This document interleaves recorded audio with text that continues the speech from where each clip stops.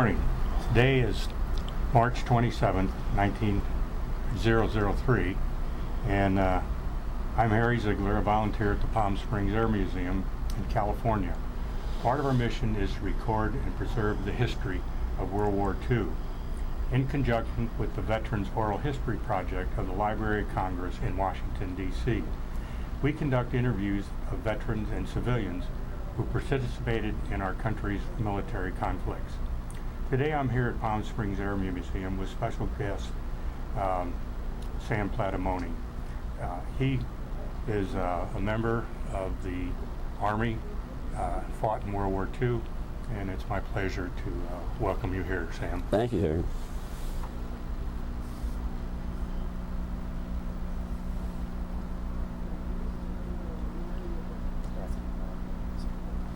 Sam, one of the things I'd like to start with is where you were born and when. I was born in Cleveland, Ohio in 1926. And did you grow up in Cleveland? I spent the first 18 years of my life in that town. I went to elementary school, junior high school, senior high school, and I became 18 years of age on January 24th of 1944, and a month after I was 18, I went off to war. And then I left Cleveland forever because when I went overseas, by the time I got home, my father moved to Los Angeles, so that was it. Tell me, do you know much about how your family got to America, what the history is? Well, my mother and my father both were born in Sicily. My father in a little community near Palermo, and my mother in a seaport, it was named Termini, I think. And I know that my father, before he came to America, on the way over, he and his brother, my uncle, stopped and worked a couple years on the Panama Canal back in 1910 and 1911, I think. And then they went over, they continued over to America, and ultimately ending up in Cleveland. Do you know much of what they did in Panama, like what his job was and what he thought of it? They were just plain laborers. And what happened was that my Uncle Pete, I guess, got yellow fever, and they finally had to ship out of there. And both of them together? Well, my father didn't get it, but my uncle did, and it caused an early death for him, too, later on. He didn't live as long as my father did. Now, was your father married when he went to Panama? No. So, where did he meet your mother? Well, I'm sure that they met in Cleveland after they were both here in America. I guess my mother came over with her parents, but I really am not too detailed on that. But I did know my maternal grandparents because they lived with us for a while. And probably the best move they ever made was when they came to America, and my mom just was really busy raising 6 kids. I was one of the 6 kids. No kidding. Now, brothers and sisters, how'd that split out in siblings? There's 3 boys, 3 girls. I have a sister 2 years older than myself, and then I have a brother 2 years younger than myself. He served in Korea. And then down the line till my youngest brother, who served in the military, but he was an accomplished clarinetist. We older kids paid for his lessons. He became the first clarinetist in the New Orleans Symphony Orchestra, but before that he served in the West Point band right there at West Point, so he did all right as far as his military career was concerned. That's marvelous. Now, as you're growing up, grade school and high school, do you have interest in sports of any kind? Well, I wrestled when I was in high school. That was about the only sport that I ever really participated in. I loved wrestling. And my kids, both my boys later on, became wrestlers too. One was a state champ here in California. But I was really, I guess if you're going to classify me in anything, I was more academic than anything else, simply because my parents demanded it, you know, and I was raised in a manner where I wanted to please my parents. I wasn't a very bright student, but I was a hard-working student, and as a result of it, I graduated in the top 10 of 315 kids in my class. So not because I was smart, but because I was willing to study and absorb the books. Now, you have to be a Depression baby. What was it like with 6 kids growing up in the Depression? That's a really good question. It wasn't easy at all. And you know, when I think back in retrospect, I have so much admiration for my mother and my father. They raised their family at really extremely difficult times. And my father, how he raised us and how he earned the money was, he was really in business for himself. He bought Italian bread from an Italian baker right there in Cleveland, and he went out and he developed his own route, and many a Saturday and summer vacation days I grew up, I helped him on that route. He raised his family by selling bread to the Italian community, and it was easy in Cleveland because in those days ethnic people grouped together, so he didn't have to drive miles to sell his wares. Now, did you do that out of a truck or car? Out of a truck. Mm-hmm. Was that the only family vehicle, the truck, or did you? That was it. That was the truck. We pile in the back end whenever we went any place. So, what was vacation like during the Depression? Where would the family go? What would they do if you had a vacation? There was no such thing. No such No, thing? there was no such thing, no. And so, as a kid there in Cleveland, when Pearl Harbor happened, can you remember what you were doing? Precisely.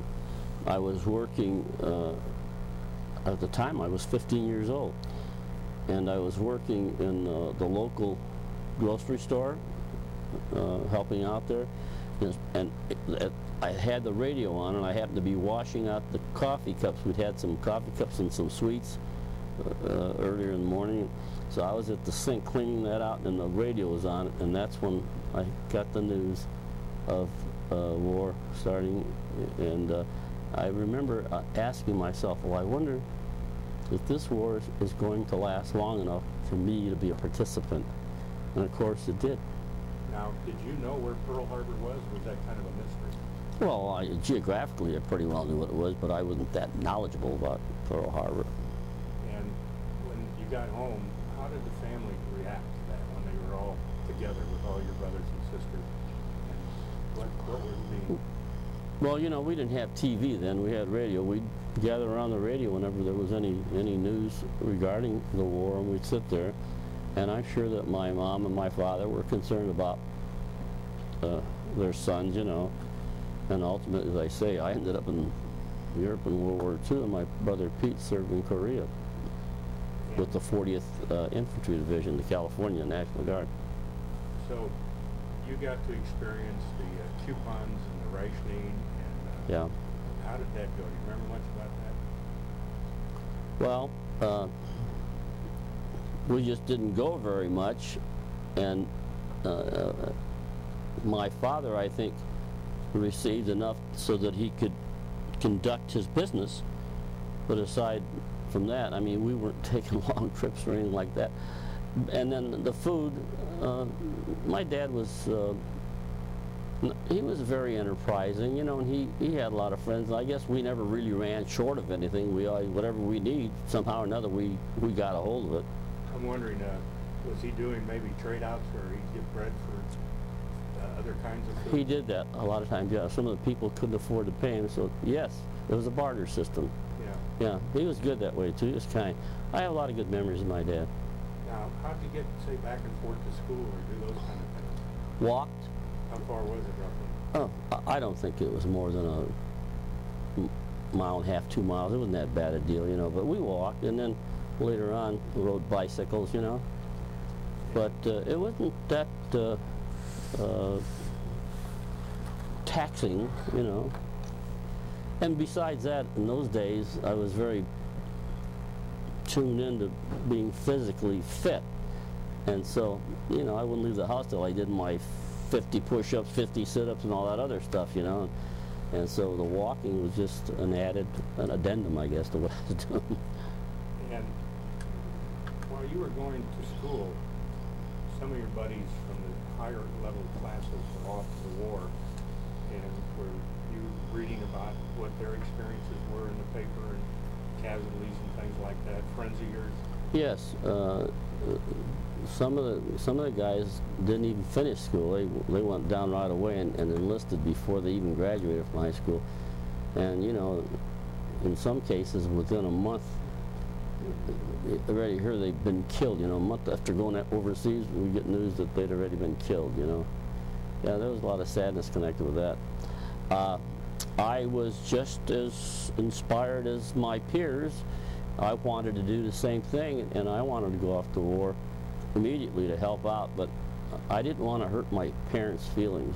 What they didn't know was that I went down to the local draft board, who the man in charge happened to be the father of one of the girls that I was going to school with, and I said to him, don't tell my parents, but I said, I'm volunteering for induction, call me. So when it came in the mail, there's nothing they could say, and I went off, and it was a memorable day because it was a leap year. I was sworn in on February 29th of 1944, and I went off. Now, as a volunteer, why did you select the Army? I really didn't volunteer. I volunteered for induction. Oh, okay. You didn't pick a service? Well, yes. I asked to go into the Army. And what prompted that? Why was you? Well, for one thing, this is kind of ludicrous, not ridiculous. When I was growing up, my dad never let me go swimming because he was afraid I was going to drown. And I told him later on, I said, now I will drown because I never learned how to swim. And one of the reasons I didn't want to go in the Navy is because I didn't think I could swim good enough if the occasion came where I might have to swim. I really primarily wanted to be an airborne soldier. That's what I was vying for. But I was wearing glasses, and like 11 years of age, I started wearing glasses. I couldn't pass the eye test, but I guess I was good enough to move into a frontline foxhole on Christmas Eve of 1944 as a half-blind soldier. Okay, so you get your induction notice, and how do you get from home then to your first? Well, they sent me over to Indiana. Fort Benjamin Harrison, Indiana, was the induction center. From Cleveland, I went to Fort Benjamin Harrison. And then after we took all the tests, and I got to tell you, I scored really high on the test because I really was a good student. And they wanted to put me pounding a typewriter someplace in some administrative office. I said, no way. I said, I want combat. You know, I've been reading too many books about the Crusades and stuff like that. Anyway, so you want combat? They'll give you combat. So they sent me down to Texas to an infantry basic training facility, Camp Walhurst. And what do you remember about basic training? well, it was arduous, but it was a piece of cake for me because I was in good shape. I'd been wrestling. It was tough for a lot of the other guys that I was with, especially the older guys. When I talk about older guys, guys at about from 25 to 30, you know, were unfortunate enough to be called, even family. I was in prime condition, you know, so they couldn't work me hard enough. But that was no problem. How about on the rifle range? How'd you do? Well, okay, that's a very good question. I am cockeyed, you know. And when I was out there, in order to qualify to be an infantryman, you have to be a marksman at least. Well, I wasn't that good at hitting the target. I get the Maggie's drawers most of the time. And finally, some guy next to me says, "Let me fire into your target, Sam." So he qualified me. The funniest thing I remember about the firing range was we had a professional soldier who was a company commander. He was a great guy, and whenever he went up to fire, one of the guys from New York used a comical Italian. Every time he fired, he waved the Maggie's drawers. kept saying, "I didn't miss that target. I know I hit it." Everybody around us laughing. There were some good moments too, you know. Well, and you start to make some buddies there then, basic training. That was my plus, I guess, was the fact that when I got through basic training, they still considered me too young to send overseas. So instead of sending me overseas as a replacement, and as I say, within a month's time, some of the guys I served with already were being reported dead. I was sent to Camp Gruber, Oklahoma. they took the Rainbow Division out of mothballs. Now, the Rainbow Division in World War I, the Fighting 69th, they made a movie of it, you know. It was a renowned outfit. General MacArthur, I guess, put it together. So they were taking it out of mothballs and starting a new division, and I went in as part of the cadre to fill it up. So I received an additional couple months before I went overseas of training with some guys that I got to know. When I went overseas, I went over with guys I knew, not as a replacement where, you know, you go up the front line, and that was a horrible thing to have a guy come up to, like I had a guy come into my foxhole one night when we were on a defensive setup in France in a forested area, and they moved him up to I was all by myself. We were so short-handed, and I was staying up all night long because I wouldn't go to sleep at night. They brought him up there, and he was really nervous as all get out, and I was trying to, I was just an 18-year-old kid, and I was trying to tell him, you know, it's going to be okay. Well, morning comes along, and they had some Protestant church services that were going to be held, and they told us about it, and so this young man said to me, "Do you mind, Sam, if I go, I'd be Catholic, but I'd go to any service that I'd go to." I said, "Go ahead, you know." Well, when he went back there, would you believe he got wounded by a short shell fired by our guys, and he didn't even spend 24 hours to evacuate him. I don't know what, I think he lost a limb. I don't know if he died, but that was his amount of time on the front line, not even a full day. Well, Sam, you're with a group of guys, and you got this extra 2 months of training. How do you get your orders in? How does it come to you guys that you're going overseas? Well, they felt perhaps that the division was ready to ship out, and we were going to go over, at least we were told, we were going to go over to be members of the Army of Occupation. By the time we got overseas, that the war would be over and we would fulfill our duties as members of the Army of Occupation. Well, we left camp about the 2nd or 3rd of November of that year, and it was just the 3 regiments. We didn't even have our support units yet. 3 regiments, and then the Battle of the Bulge broke out about the 15th to the 16th of December. We'd already landed in Marseille, and immediately they just took the 3 regiments, and we went right into the front line. On Christmas Eve, I remember moving into a front line foxhole to start the 33 straight days that I spent in the snow during the Bulge. Now, having not been in combat, what kind of feelings did you have? You're marching up there, the Germans are on the attack, it's cold, it's wintertime, and you guys have yet to be blooded. How did... Well, I'll tell you what, there's an entirely different perspective flashed across my mind.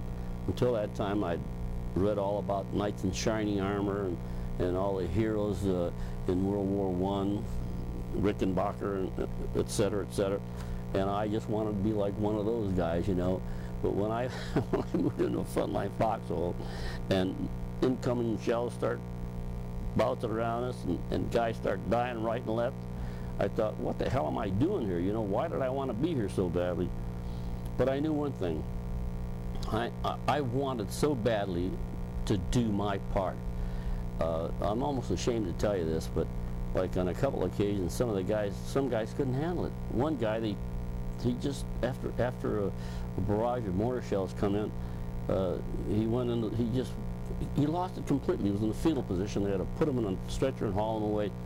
And I thought, well, that's one less guy to face the next drive, you know. Kind of irritated me. I was frightened, but I also knew that I was going to hold my ground at all times, that I was not going to be chastised as being one of the guys who didn't do what he was supposed to do, what he was trained to do. I ended up being Sergeant Major of the battalion, so I guess I did a few right things, okay? Now wait a minute, what rank were you to be the Sergeant Major? Master Sergeant, the top non-commissioned officer in the battalion. Now, how, in such a short time? No, not in a short time. I got to tell you, honestly, it didn't happen that quickly. Okay. I stayed in the reserves. By the time, when I came home from World War II, I was a tech sergeant. I was a platoon sergeant, 5 stripes, 3 and 2. But I stayed in, and I ended up being Sergeant Major of the battalion. but that was like Boy Scout stuff. I did earn my stripes though in Europe. So you go into combat though at what rank now? PFC, I was a PFC. PFC, and just had a quick question. Did you get home before you went overseas, or did you guys just load up and go? No, I went home after basic training. And then how about after you got into the Rainbow Division? No, I didn't come home till after the war. Was you able to call home and tell your mom you were off? Or? I wrote. I was good at writing. I liked to write. Yeah. And no, I wrote. I didn't call. The telephone was a big deal in those days. But they were praying really hard for me. I'm sure their prayers helped get me home. Now you're the only member of the family that's going off to war. None of the other. My younger brother Pete went to Korea. Yeah. With the 40th Infantry Division. Now, and none of the girls did any. Mm-mm. Didn't go into the laser blast. No, they baked cookies. Okay. Okay, so you're up there and you're through your first day and night, the first night and day of combat. So how does it go? What? I was blessed in so many ways. My squad leader was a guy who was about, I was 18, he was about 25, so 7 years older than I was. His name was Adolfo Duran Morales. He was a orphan kid. He'd been raised in institutions, you know, but he was a very brilliant guy, and he was my sergeant. And believe it or not, he was more like a big brother to me than a sergeant. He really blew my nose and took care of me. He knew how fighting I was, and he told me, he says, for God's sakes, he says, you're a soldier. Let's shape up here and do what you're supposed to do. He really imbued that in me, and he helped make me a good soldier. And I guess I turned out okay, because when he got wounded, and they said, well, who do you want to take over your squad? He says, Platamone. So even as a 19-year-old kid by that time, he believed enough in me that he was going to put me in charge of his squad. Now, when did you actually see and shoot the first time at the enemy? I was on, well, the first time that I fired at the enemy, I had a lot of opportunities. Guys took random shots, you know, and I just wasn't in it. I had difficulty shooting a pigeon, for crying out loud, let alone a human being. So whenever a target of opportunity showed up, and I guess I'm remiss in telling you this, but I wasn't really doing my job. I'll let the other guys do it. But one day I was on a patrol, and with a bunch of other guys. I don't know if there was 10 or 15 guys. It was a combat patrol, and I was part of the flank security. A guy named Robert Owens and I were on the left side of the patrol, and there's another two guys on the other side of the patrol, and the rest of the patrol was split up. We were going up a road through a forested area, and there was like ditches down below, and these other guys were down in these ditches, but we were flank security. And you got to remember, I was wearing glasses. You couldn't see your hand in front of your face out in the forest. People don't have any idea how black it is out there. If you're a city person, you don't know how black it gets in a forested area, you know, when there's nothing doing. It was snowing. This was in January. At day or night? It was night. And I'm trudging along behind Bob Owens, and it was, the snow had to be that deep, you know. You'd get down, you'd sink into it, you'd break through the crust part, you know. So you couldn't sneak up on anybody. But I was there with Bob on the left-hand side, and all of a sudden, he pivots around, and he takes his M1, and he fires right from the hip. There were 8 Germans along the left side of the hill there. They'd seen us, and I thought, you know, when I saw Bob turn around, I heard the word comrade, and I saw the guys, and I thought, oh, they're going to give up. Well, they didn't give up. There was a guy who was lying prone on the ground, and he had a machine gun on bipods, and he fired the thing, and the bullet almost, if I'd been wearing a beard, it would have burnt my lip right here. That's how close it came to blowing my head off. And if Bob hadn't swung around and fired from his hip, I'd have been a dead man. He fired 8 rounds. He practically killed a whole bunch. And after he did that, I grabbed I used to carry a BR, but I had an M1 at that particular time. And I fired into that group of, he probably killed most of them, but there was some still moving, and I, real quick, like I emptied my weapon on the thing, and then we went down on the road, and then the armored cars that were on the road fired their 37 millimeter into the group. The long and the short of it is, one guy survived, wounded, and they took him back. The rest were killed. That was the first time they got in a face-to-face firefight with anybody. Now, how long had you been there on the line when that happened? Well, we went into the lines in December, and probably a month. Well, you had over a month straight. You had like 33 days? 33 straight days in the snow, 24 hours a day, the worst winter they'd had in years. No opportunity whatsoever to go in and get warm. Only cold food, water, snow you through your mouth because the canteen was frozen solid. What kind of winter gear did you have? We didn't get the winter gear till February after we came off the lines. We had OD, you can picture us in those leather combat boots and OD uniforms, OD coat. Afterwards, then we got the thermal jackets and the shoe packs. You know, they came in handy, but this was like in February, we'd already spent the 33 days in the line. We lost a lot of guys to frostbite and pneumonia and things like that. By the grace of God, for instance, you know, in my case, I guess I was healthy enough. I just beat all that stuff. Plus, I never even got scratched. Come close to getting killed, but never even got scratched. Now, how did the weapons work in that cold weather?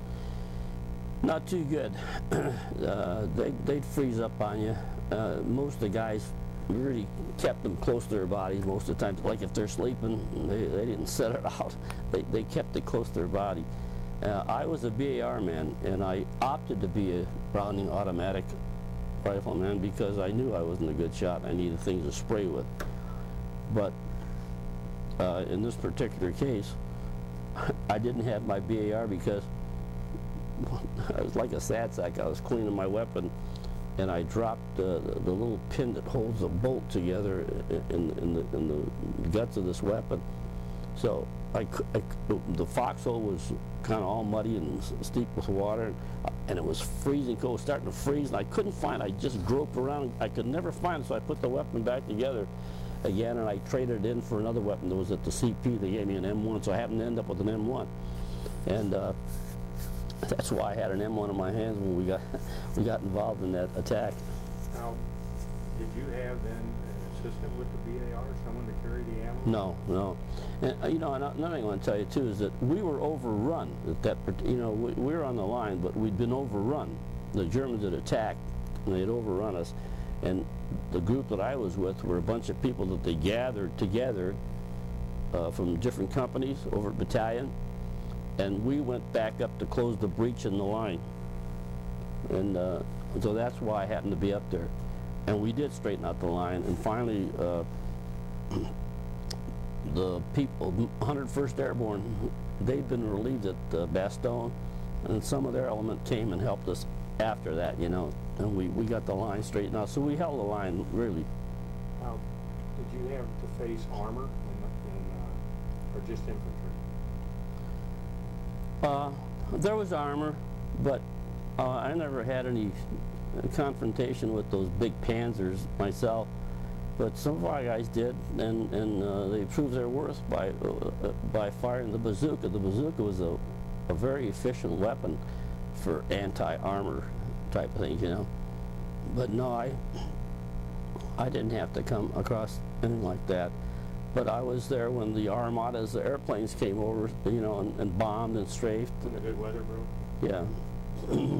Most of this time, what was the sky like during the day? Well, typical winter weather, you know, it'd be overcast and snowing. Well, once in a while the sun would break through, but not too often. It was pretty miserable. Now, when you got overrun, did some of your buddies get captured? Oh yeah, yeah, a lot of them did. Mm-hmm. How did you survive being overrun? How did you end up on that? By the grace of God again. You know, that's a really good, you're asking the right questions. My sergeant had come to my hole, and I never forgot his name either. His name was Sergeant Lewis.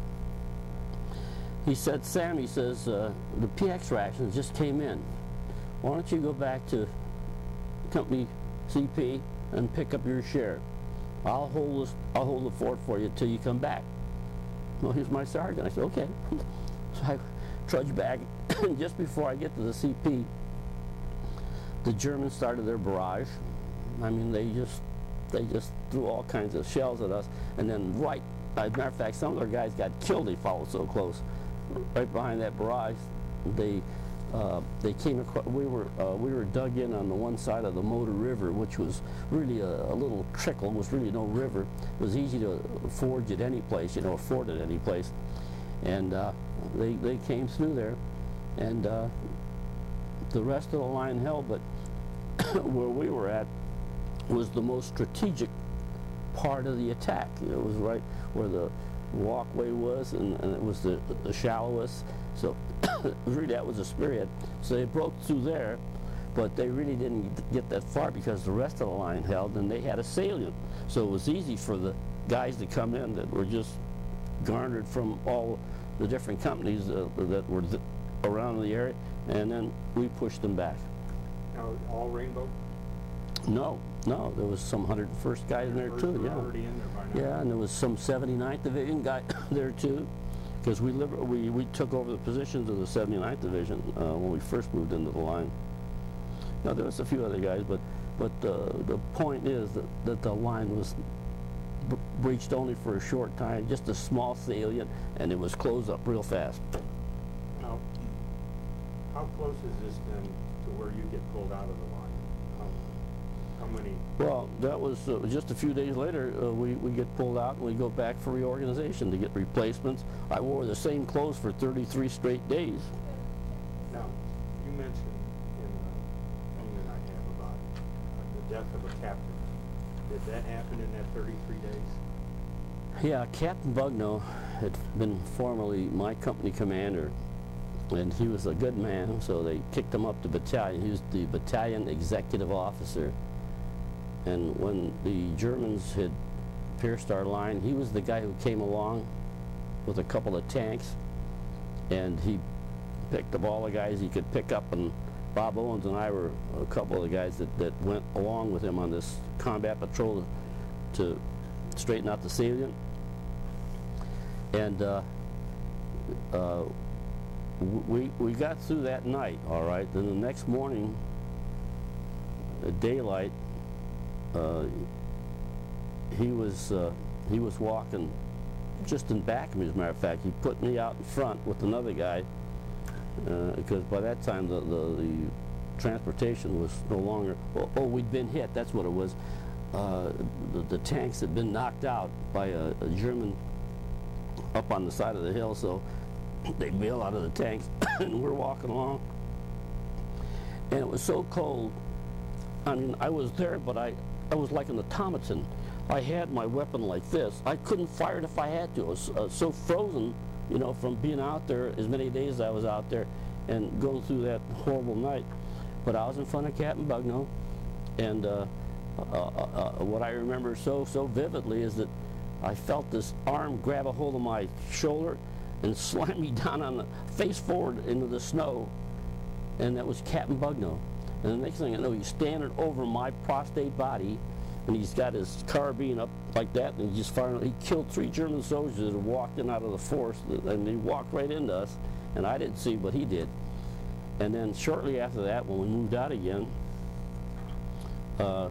we went through a river bottom and then come up on a flat piece of land, and I think what happened, as a matter of fact, I'm certain what happened was that the Germans had a forward observer near this spot, and we were out there in the open, just out there in the open. He called in a fire order, and the shells came right in, I don't know how the hell I lived through that either. I went and grabbed a tree that was right along the bank of this, well, it really wasn't a river, but a river bed. And Captain Bugno, a big piece of shrapnel, caught him right behind the shoulders, and it killed him instantly. He was dead right there. He was one of the guys that was killed, so he never made it back. But he was a remarkable soldier, and his family's got to be very proud of him. Matter of fact, I wrote some of those letters for the family. They wanted to know what happened to Captain Bugno. He got killed. Was this post-war after it was over? No, Why? he got killed during the war. But I mean, when did you write the letters? Oh yeah, afterwards. Mhm. Afterwards, did you ever visit them at all or talk with them other than through letters? No, not Bugno's family, but I talked on the phone, and I wrote to a few other people too who lost. Well, Bob Owens was one of my, he was the dearest friend I had.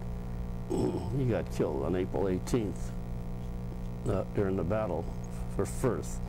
And I loved him so much, I went and visited his family. He lived in West Union, Ohio, and I was from Cleveland, so it wasn't that big a deal. But it was a sad thing, and I told myself if I ever I will never make a promise like this again to go visit the family of somebody I served with who got killed. That was a horrible ordeal. They were farm people, they're good people. What do you tell somebody, you know, except that, well, he didn't suffer much. He got shot right through the chest, and actually he couldn't breathe. He was asphyxiated. He couldn't draw the next breath. By the time we got him to battalion headquarters, he was gone. Well, you got the line straightened out, and you guys get pulled back and relieved. Who comes back? Who comes through and takes your place on the line? Well, in this particular case here, I know it sounds mean, the 101st. We relieve them, and then they get a few days off. They come right back down. I mean, that's the way it is in war. I don't care what you do and how tired you are. You're going to be serving until you either get killed or until the war's over, you know. So they came and relieved us. Almost felt guilty about that. But we'd been up there for 33 straight days. And what kind of, when you say you go back, what do you go back to? Oh, in that case, we pulled back to a little French community. I think the name of the town was Athionville. And they commandeer actually all the homes. We just take over the homes and we move in with the families. They split the guys up so that so many guys are in each billet, so that at least you're in a warm area environment. And then when the supply people come up, you go through this line. As you walk through the line, you get rid of all your clothes that you wore for 33 days, everything. You go through a shower, they spray you with chemicals, get rid of all the bugs that you might have picked up. And then on the other side, you pick up freshly laundered outfits that were left by other guys, you know, like you drop yours, well, they launder those, then you pick up somebody else's clothes and put them on. And over there they had shoe packs. We finally got shoe packs, the rubberized shoes, you know, that were warmer than the leather combat boots. And also the jacket liners that were waterproof and rabbit fur inside. It was a lot better. Now, February is kind of the end of winter in some respects. Is the weather getting a little better now? Yeah, it was still cold. It didn't ever really shape up till March. And then in March 15th, the Ides of March, just another memorable day for us. That was the day when the whole European theater shoved off and moved into Germany. I mean, right across the board, all the way across, was a big jump-off day. From that time on, we attacked, because I'd been in the defensive with our units until that time. But then March 15th, we attacked, and then we kept moving forward until the war ended. Now, when you were in the line for those 33 days, did you always have enough ammo and food, other than the food being cold? Or? Well, yeah, there was no problem, because you just take them off the dead guys. You know, we had in our field jackets, we cut slits in the lining, and we put our little K rations on the bottom. I mean, you use everything you can to be practical. So if you're out of food, you just go to a dead body and pull the stuff off of those guys. I know it sounds harsh, but that's the way it is. And sometimes the stuff didn't come up to you. And as far as ammo is concerned, I never remember running out of ammo. We always had ammo. So, how long are you back in, what would you call like a little R&R, rest and relaxation, getting that re-outfitted? How long then before you're back in the line? It was just a matter of a few days, that's all. Just a couple, 3 days, and we go right back up again. Now, are you still the Rainbow Division at this point? Oh yeah. And are they giving you replacements? Yes, we got a bunch of replacements. Most of our replacements, and I remember this vividly, were members of the Black Panther Division, the 66th Division. And what happened to them was, I think on Christmas Eve of 1944, they were coming across the English Channel, and they sunk one of their boats. They sunk, I mean, they lost entire regiments, so they couldn't come into the line as a completely functional unit. So they took those guys and made replacements out of them. So the guys we got, a lot of them were former members of the 66th Division, the Black Panther Division. I think it was the 66th. Then it was the Black Panther Division. When you said March 15th, then it was the big push. Mm-hmm. And do you remember how you felt going into Germany? Well, I was glad that we were on the offensive this time, and I was praying fervently that the war wouldn't last much longer for a lot of reasons. Mostly I didn't want to die any more than the guys I was with wanted to die. It's funny how your whole perspective on war changes when you're getting shot at. But I'll tell you one thing, and I'm proud of the guys I was with. We had a mission, and we stuck together, and we did what we had been trained to do, you know. And I didn't see too many cowards. I mean, every unit has those that can't handle whatever they have to handle. But most of the guys I served with were really fine guys. I know I had a guy in my foxhole, we used to call him Malden, because he was a kid that should have never been in I mean, he'd have been all right punching a typewriter, but he was not physical, and he was such a mild manner. I mean, he never fired a shot during the whole war, I know, because I talked to him. His name was Robert Russ. But he made it through, but he shouldn't have been there. Now, what rank are you now? Well, I'm out, but I came out as a sergeant major. No, I mean when you're in the attack. Oh, the Germans. I was a PFC until the war ended. But then afterwards, when everybody started going home, you know, well then I just start filling in. So I ended up being first sergeant of my company. Circle closing in again. We see history coming full circle again today. I'm sure the experiences that Sam is going to talk about today are some of the same experiences that our soldiers, our men and women over in Iraq are going through. And it's probably some of the same emotions and some of the same feelings as they liberate Baghdad and free the Iraqi people from the brutality of Saddam Hussein. So it's kind of uncanny, actually, Dave, you know, I was thinking about it driving over here, it's kind of uncanny some of the timing this year. We had the POW interview, and the recent POW with that gal who was rescued after apparently putting up a very valiant fight. We're finding out more details about that particular incident, and the hope that Robert gave families that are, you know, have a son or a daughter who's a prisoner of war now. So today we're hearing about the liberation of Baghdad, or we're on the doorstep of doing that, and we're going to hear about another kind of liberation. So there's a certain kind of irony about some of these interviews and the timing of them. So I'll let you introduce Sam a little bit more. Journalism people, I want you to take notes, and I want 500 words on this by Monday, okay, double spaced. And this is going to be your first entry into the next edition. Okay, so if we don't have this story, you don't have a story in the next edition. So take careful notes. This gives us another opportunity, another wonderful opportunity to practice our craft as journalists, to listen to an interview, to take notes, and to write a story. Because this is shaky. This one's kind of shaky. Too bad. Head on it. Just try to walk. It's good frame too. Just leave the lights like here. Did he, Matt? Did he get what you were saying beforehand on the tape? Was it rolling? No, it wasn't. Okay. Dave, let me just close this door real quick. Okay. before we start.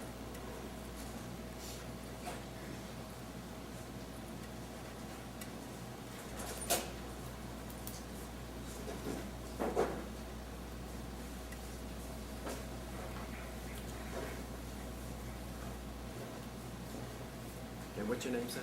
Mike Mike what? Merez. Oh, you, okay, I met you the other day.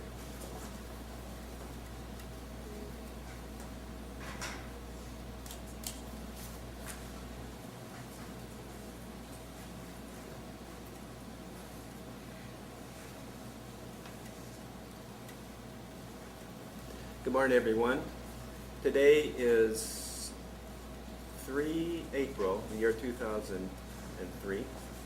I'm Dr. Dave Thompson, a volunteer at the Palm Springs Air Museum here in California. Part of our mission is to record and preserve the history of World War II in conjunction with the Veterans Oral History Project of the Library of Congress in Washington, D.C. We conduct interviews of veterans and civilians who participated in our country's military conflicts. Today, I'm here at Cathedral City High School, along with teacher Matt Hamilton, students Mike Merez, and students of this journalism film production class. Nice to have you here. And we have special guest Bruce Marble. Bruce is with the Navy League in Palm Springs. Nice to have you here, Bruce. Today we have the honor and privilege of interviewing Sam Platamone. Sergeant Platamone, at age 18, was an infantryman in the U.S. Army in World War II and was thrown into one of the fiercest battles of World War II. Much like we were talking before, there's some parallelism between this and what's going on in Iraq right now. At that point in time, Germany was kind of in the situation that Iraq is right now. The Americans were about to invade Germany, and the Germans made their big final push, sending many tanks against our troops, and overran a lot of them. We had superior air cover like we do in Iraq right now. However, at that point in time, which is around Christmas time of 1944, there was an overcast, and our planes could not get off the ground to stop the tanks for about 4 or 5 days. After the fierce fighting and when it cleared and our planes could get up, that helped to stem the tide. Iraq is in kind of the same situation, and we were probably facing a real desperate battle from their troops sometime pretty soon, similar to what Sam had to go through. Later, as we had mentioned, he helped liberate one of the concentration camps. One of the most infamous ones was Dachau, and he was one of the first guys to go in and see what was going on there. We're going to find out pretty soon probably what Saddam Hussein and his henchmen have been doing. So this, as you say, all kind of ties together. So, Sam, nice to have you here. Would you spell your full name for us and tell us when and where you were born? Well, my name is Sam Platamone. I was born in Cleveland, Ohio, January 1926. And I spent the first 18 years of my life in that community. I went to all through the schools there. I graduated 4 days after my 18th birthday, was January 28th. The war was on at the time, and I immediately went down to my draft board because I know my parents didn't really want me to enlist, but I says, call me, and I ended up going into the service on February 29th, a leap year, 1944. Sam, you joined up after going through training with the famous Rainbow Division and actually went overseas as part of the division. And what were some of the advantages of that? Well, I trained in a place called Camp Walters, Texas. And when I got through the training cycle, I was still considered too young to be sent overseas. They were trying to hold off until guys became 19 years of age before they sent them overseas. But I know you've all read about 16 and 17-year-old kids who lied about their age of going into combat. But instead of sending me over as a replacement, as so many of my peers went, and within a month's time I was hearing news of some of them already being killed a month after they left my place. They sent me to Camp Gruber, Oklahoma. The Rainbow Division was a very famous division in World War I.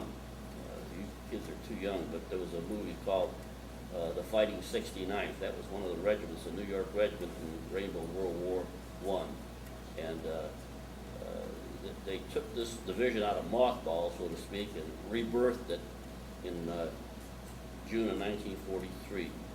And so when I came out of basic training, instead of sending me over as a replacement, they sent me down to Camp Kruger.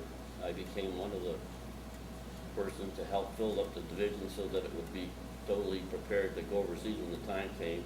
So I was really fortunate in that respect because I had the opportunity to spend some time with the guys I was going to go into combat with. Whereas, as a replacement, I mean, you're shipped over there, and I recall one night in the foxhole when we were holding a defensive sector during the war, we were so reduced in manpower that I had to stay up all night. I simply wouldn't go to sleep. I stayed up all night because I had nobody to take and change shifts with me. Well, a replacement showed up like about 2 o'clock in the morning. And he was, I know he was frightened.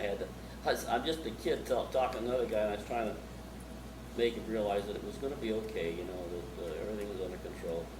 But going over as a replacement was pretty tough, and I at least went over with the unit, and we all knew each other, and we had the opportunity to, you know, work together and depend on one another, and that was a big plus. So when you got over to France, how long did you have before your unit went into the line? Well, we landed in Marseille about the 3rd of December in 1944 with the concept that all of us young men were going to be members of the Army of Occupation. They just felt that the war was going to be over real soon, and so that I thought, well, I probably won't even see any combat under the circumstances. However, around December 16th, Hitler had a different idea. He mustered a bunch of forces from the Russian front, and he sent them over to our front, and the Battle of the Bulge broke out about that time. And it was a really awesome offensive. It was the biggest battle of the war, the Battle of the Bulge. And when that happened, our unit, there was 3 regiments in the Rainbow Division, the 222, the 232, and the 242. I was a member of the Triple Deuce, and our support units hadn't even arrived yet, you know, artillery and all that stuff. But when this happened, there was no choice. They just took our 3 regiments, put them right in the front lines. On Christmas Eve of 1944, as an 18-year-old kid, I moved into a frontline foxhole in the Battle of the Bulge. And if you can try to imagine yourself in that situation, I, like you, came from a loving family. I was taught all the good values of life, you know. And when I went off to war, in a matter of a few months, they're supposed to take all that away from me and make me feel good about sticking a knife in somebody's belly and cutting them open or blowing them away, shooting. It just didn't work that way, and it was so difficult for me to adjust to the real concept of war. I never fired a weapon at another person until I was almost killed myself, and then I had no choice. And then after that, it was not easy after that either, but I did my job. I had to do my job, and I must have done it right because ultimately, later on, I became Sergeant Major of the battalion. Now, Sam, how long were you in the line then, at the Battle of the Bulge? Well, it was 33 straight days in the snow. It was 33 straight days. And when we're talking about being in the line, I'm talking about 24 hours a day, being outside without any opportunity whatsoever to get warm. You wear the same clothes for all those days. You eat cold food, rations, and when you run out of rations, you go to some dead soldier and pull up his field jacket, take the rations off him and eat those. Snow for water. As far as bathroom facilities, I wrote my name in the snow many a time, if you know what I mean. And just kick the dirt away when I had to do the other thing. And that's the way life is on the front lines. Always with the fear that maybe your gonna be the next guy to die. Were you with people you knew, or were you losing friends and having replacements come in? I was fortunate because I was with guys I trained with, but yes, we lost a lot of guys to pneumonia, to trench foot, things like that because of the weather being so severe. It was the worst winter that Europe had in years. The temperature was down to 10 and 15 degrees below zero. Can you imagine, try to imagine, being out there 24 hours a day and you're getting shot at besides? You don't have any way, I mean, how do you rest? How do you go to sleep when it's that? You lay down and try to rest a little bit. And we didn't even have the proper gear at that time. We didn't get our snow gear till when we came off the line. And by that time it was starting to warm up, things were starting to thaw. But, you know, talk about hell on earth. I guess the only analogy I can give is that I'll never know what it's like to have a baby because I'm a man, you know. A woman can tell me how it is having a child. I'll never know those pains. I hope you guys never get the awesome privilege of being in a situation like a lot of our guys in right now, getting shot at, trying to stay alive and try to do what you think is right for your country. Now, Sam, when after the Battle of the Bulge ended, you crossed the Rhine and you head into Germany towards Würzburg. Mm-hmm. And how'd those battles go then as you went through Würzburg and Well, then on to Nuremberg? You know, they were starting to crumble by that time. Once we got on the offensive, we got on anything that had wheels or tracks, and we just keep moving toward Germany until we'd hit a roadblock or some kind of resistance. Then we'd have to dismount, move forward, knock out the resistance, and then move forward again, you know. And we lost a lot of guys doing that too, and lost a lot of animals too. We had a lot of our artillery was drawn by horses that we drafted out of the farms over there because we had to make do with what we had, and it was an awesome thing. But we were relentless in our push toward Germany. But yes, we lost a lot of guys, and a lot of guys got shot, wounded too. Harry, may I ask a question? Sam, let's back up to the Bulge just a little bit, that battle. Malmedy, can you tell them a little bit about what happened there and maybe a parallel to what's going on maybe to some of our POWs over there? Well, you know, I was not at Malmedy, but I can tell you what happened. That's where a bunch of American prisoners of war were lined up in a group, and the Germans, without any kind of warning, just shot them all down and killed them right there. And it massacred these guys. They were prisoners of war. They didn't treat them in the way they should have. Now, I understand one or two guys, in spite of all that, got away, and they were able to talk about it. But today, you know, when you're in war, there are rules for war too, but there's always those who abuse. As far as I'm concerned, the Ten Commandments, like for instance, I served with guys who had prisoners of war, and they kind of wink at you as they're heading toward the rear, turn them into the battalion headquarters, and next thing you know, you hear some gunshots, and they come back, oh, they tried to run away. I didn't have much use for guys like that, you know. We have those kind of people in our group, and I think in every unit there's people that go above and beyond. But some of our guys didn't really do what they should have done. But most of our prisoners, we got them back to where they were supposed to be, because it was important to interrogate them, to find out what they knew, and to help our cause. Anything else? So, when you hit a big town, say like Würzburg, what did it look like? Well, it was kind of awesome. Würzburg was a great city. I remember going into the city. You know, each guy, I guess, has different memories. And you move, and then next thing you know, you're waiting for somebody to say something, so you just kind of sit yourself down and try to get some energy to go on again. A lot of times that's when guys maybe open up their K rations and nibble on something, you know. But in this particular case, our squad was out in front of what had been, I guess, an automotive center, like a garage that repaired cars. And I'll never forget, I went in there, and believe it or not, there was a dead GI underneath one of the cars on a stretcher, you know, and I thought, oh, geez, you know. But I remember that vividly, and then when we did get the order to move through Wurzburg, it was house to house stuff, house to house fighting, and that was always, I mean, no matter where you are, it's kind of scary because civilians then were firing at us a lot of times. We didn't realize, but civilians were firing at us, along with whatever German soldiers were around. But the fight didn't last too long. They crumbled up and we just kept moving.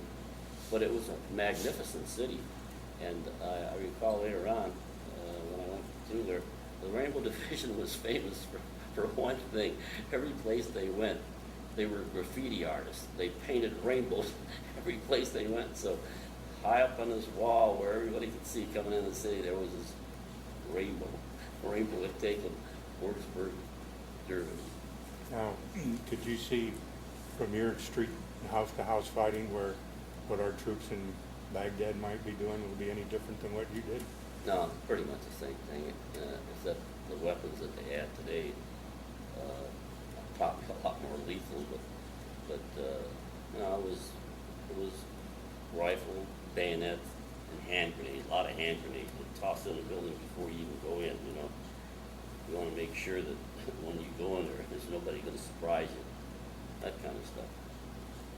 So you get over to Schweinfurt before you start heading south, and how was Schweinfurt?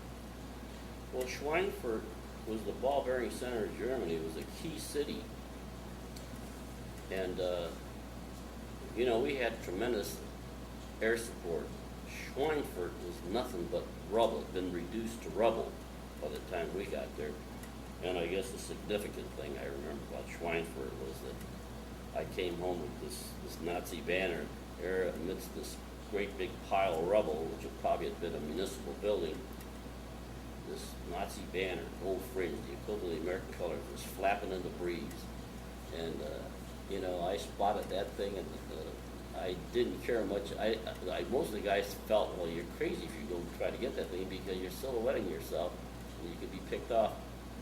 I felt lucky. I just climbed the rubble, went up to the flagpole, lowered the flag, and took the flag and folded it up, put it in my combat pack, and I ultimately took it home, and I still have it today. It's the equivalent of the American colors. I was lucky. It was a stupid thing to do. Was this it here? No, that's it really is the equivalent of American colors. And you gotta realize that I've had this thing since 1945.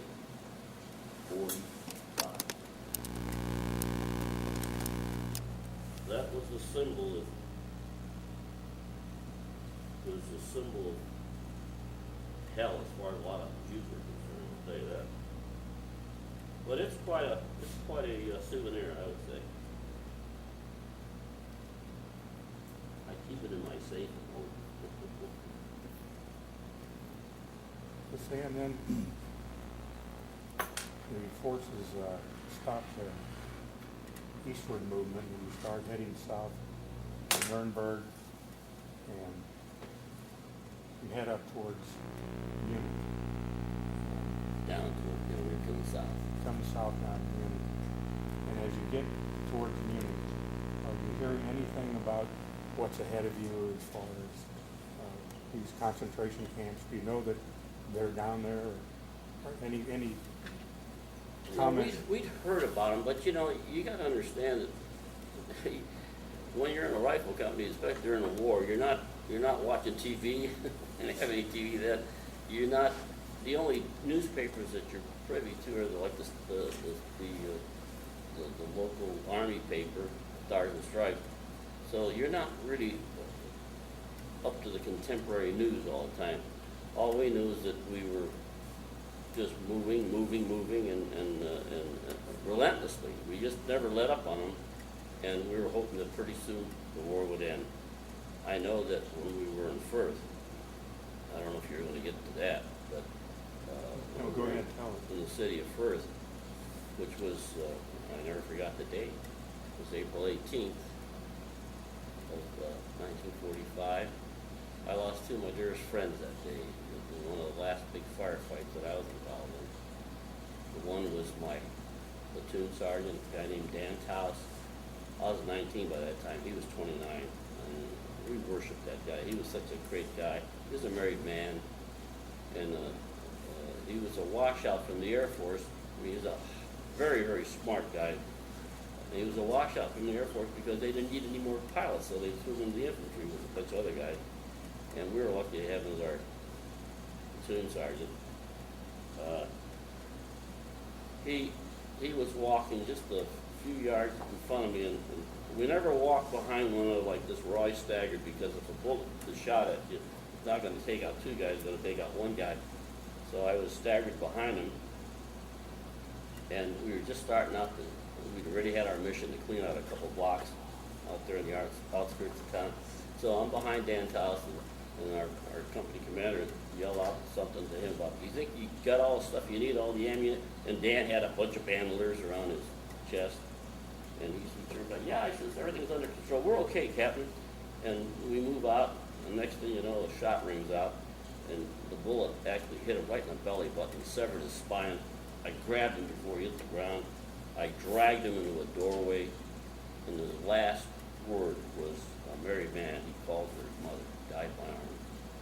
And then with all that shooting that was going on, the company commander sent his Jeep flying down that street with all the bullets ricocheting off the ground and concrete buildings.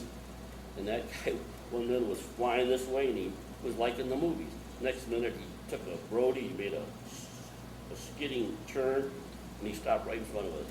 Well, three of us threw Dan up in the back end of the Jeep, but we knew he was dead already. It was sad.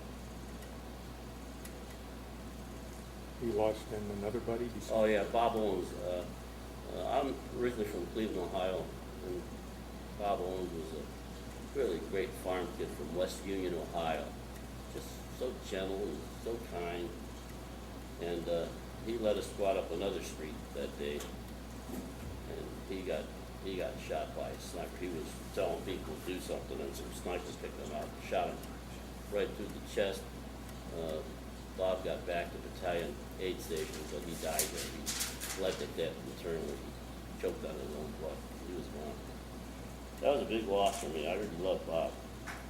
And I had to go see his parents after the war. We'd made promises to one another that whoever got through would help go to the family of the other person. I went over to see his folks. They were just dear, sweet farm people from southern Ohio. And it was a sad mission. Sam, let's see if we can get down now to Munich. And what do you find down around Munich? What do we find down there? Yeah, where do you run into the concentration camps? Oh, it was in the south of Munich, and it wasn't too far out of Munich. And the thing that hurt a lot of our guys was the fact that we got townspeople of Dachau, which was not that far from Munich, you know, the townspeople, because there was a city of Dachau. Well, they didn't know what was going on. You know, when we mandated that they go through the concentration camp and see what they'd been living next to and probably supporting. And I said, well, they didn't know. Well, you couldn't help but know just from the smell that emanated from the camp. And, you know, the ovens were going all the time. When I got there to Dachau, I saw with my own eyes the chambers, the gas chambers.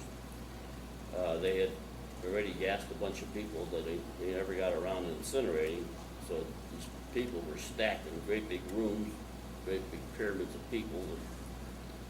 They were all like skeletons. They were all starving to death, so probably from malnutrition and lack of water and things like that. They died before they even went into the gas chambers. and there were warehouses, literally, from the floor to the ceiling, filled with the clothes of the people that run through the gas chamber.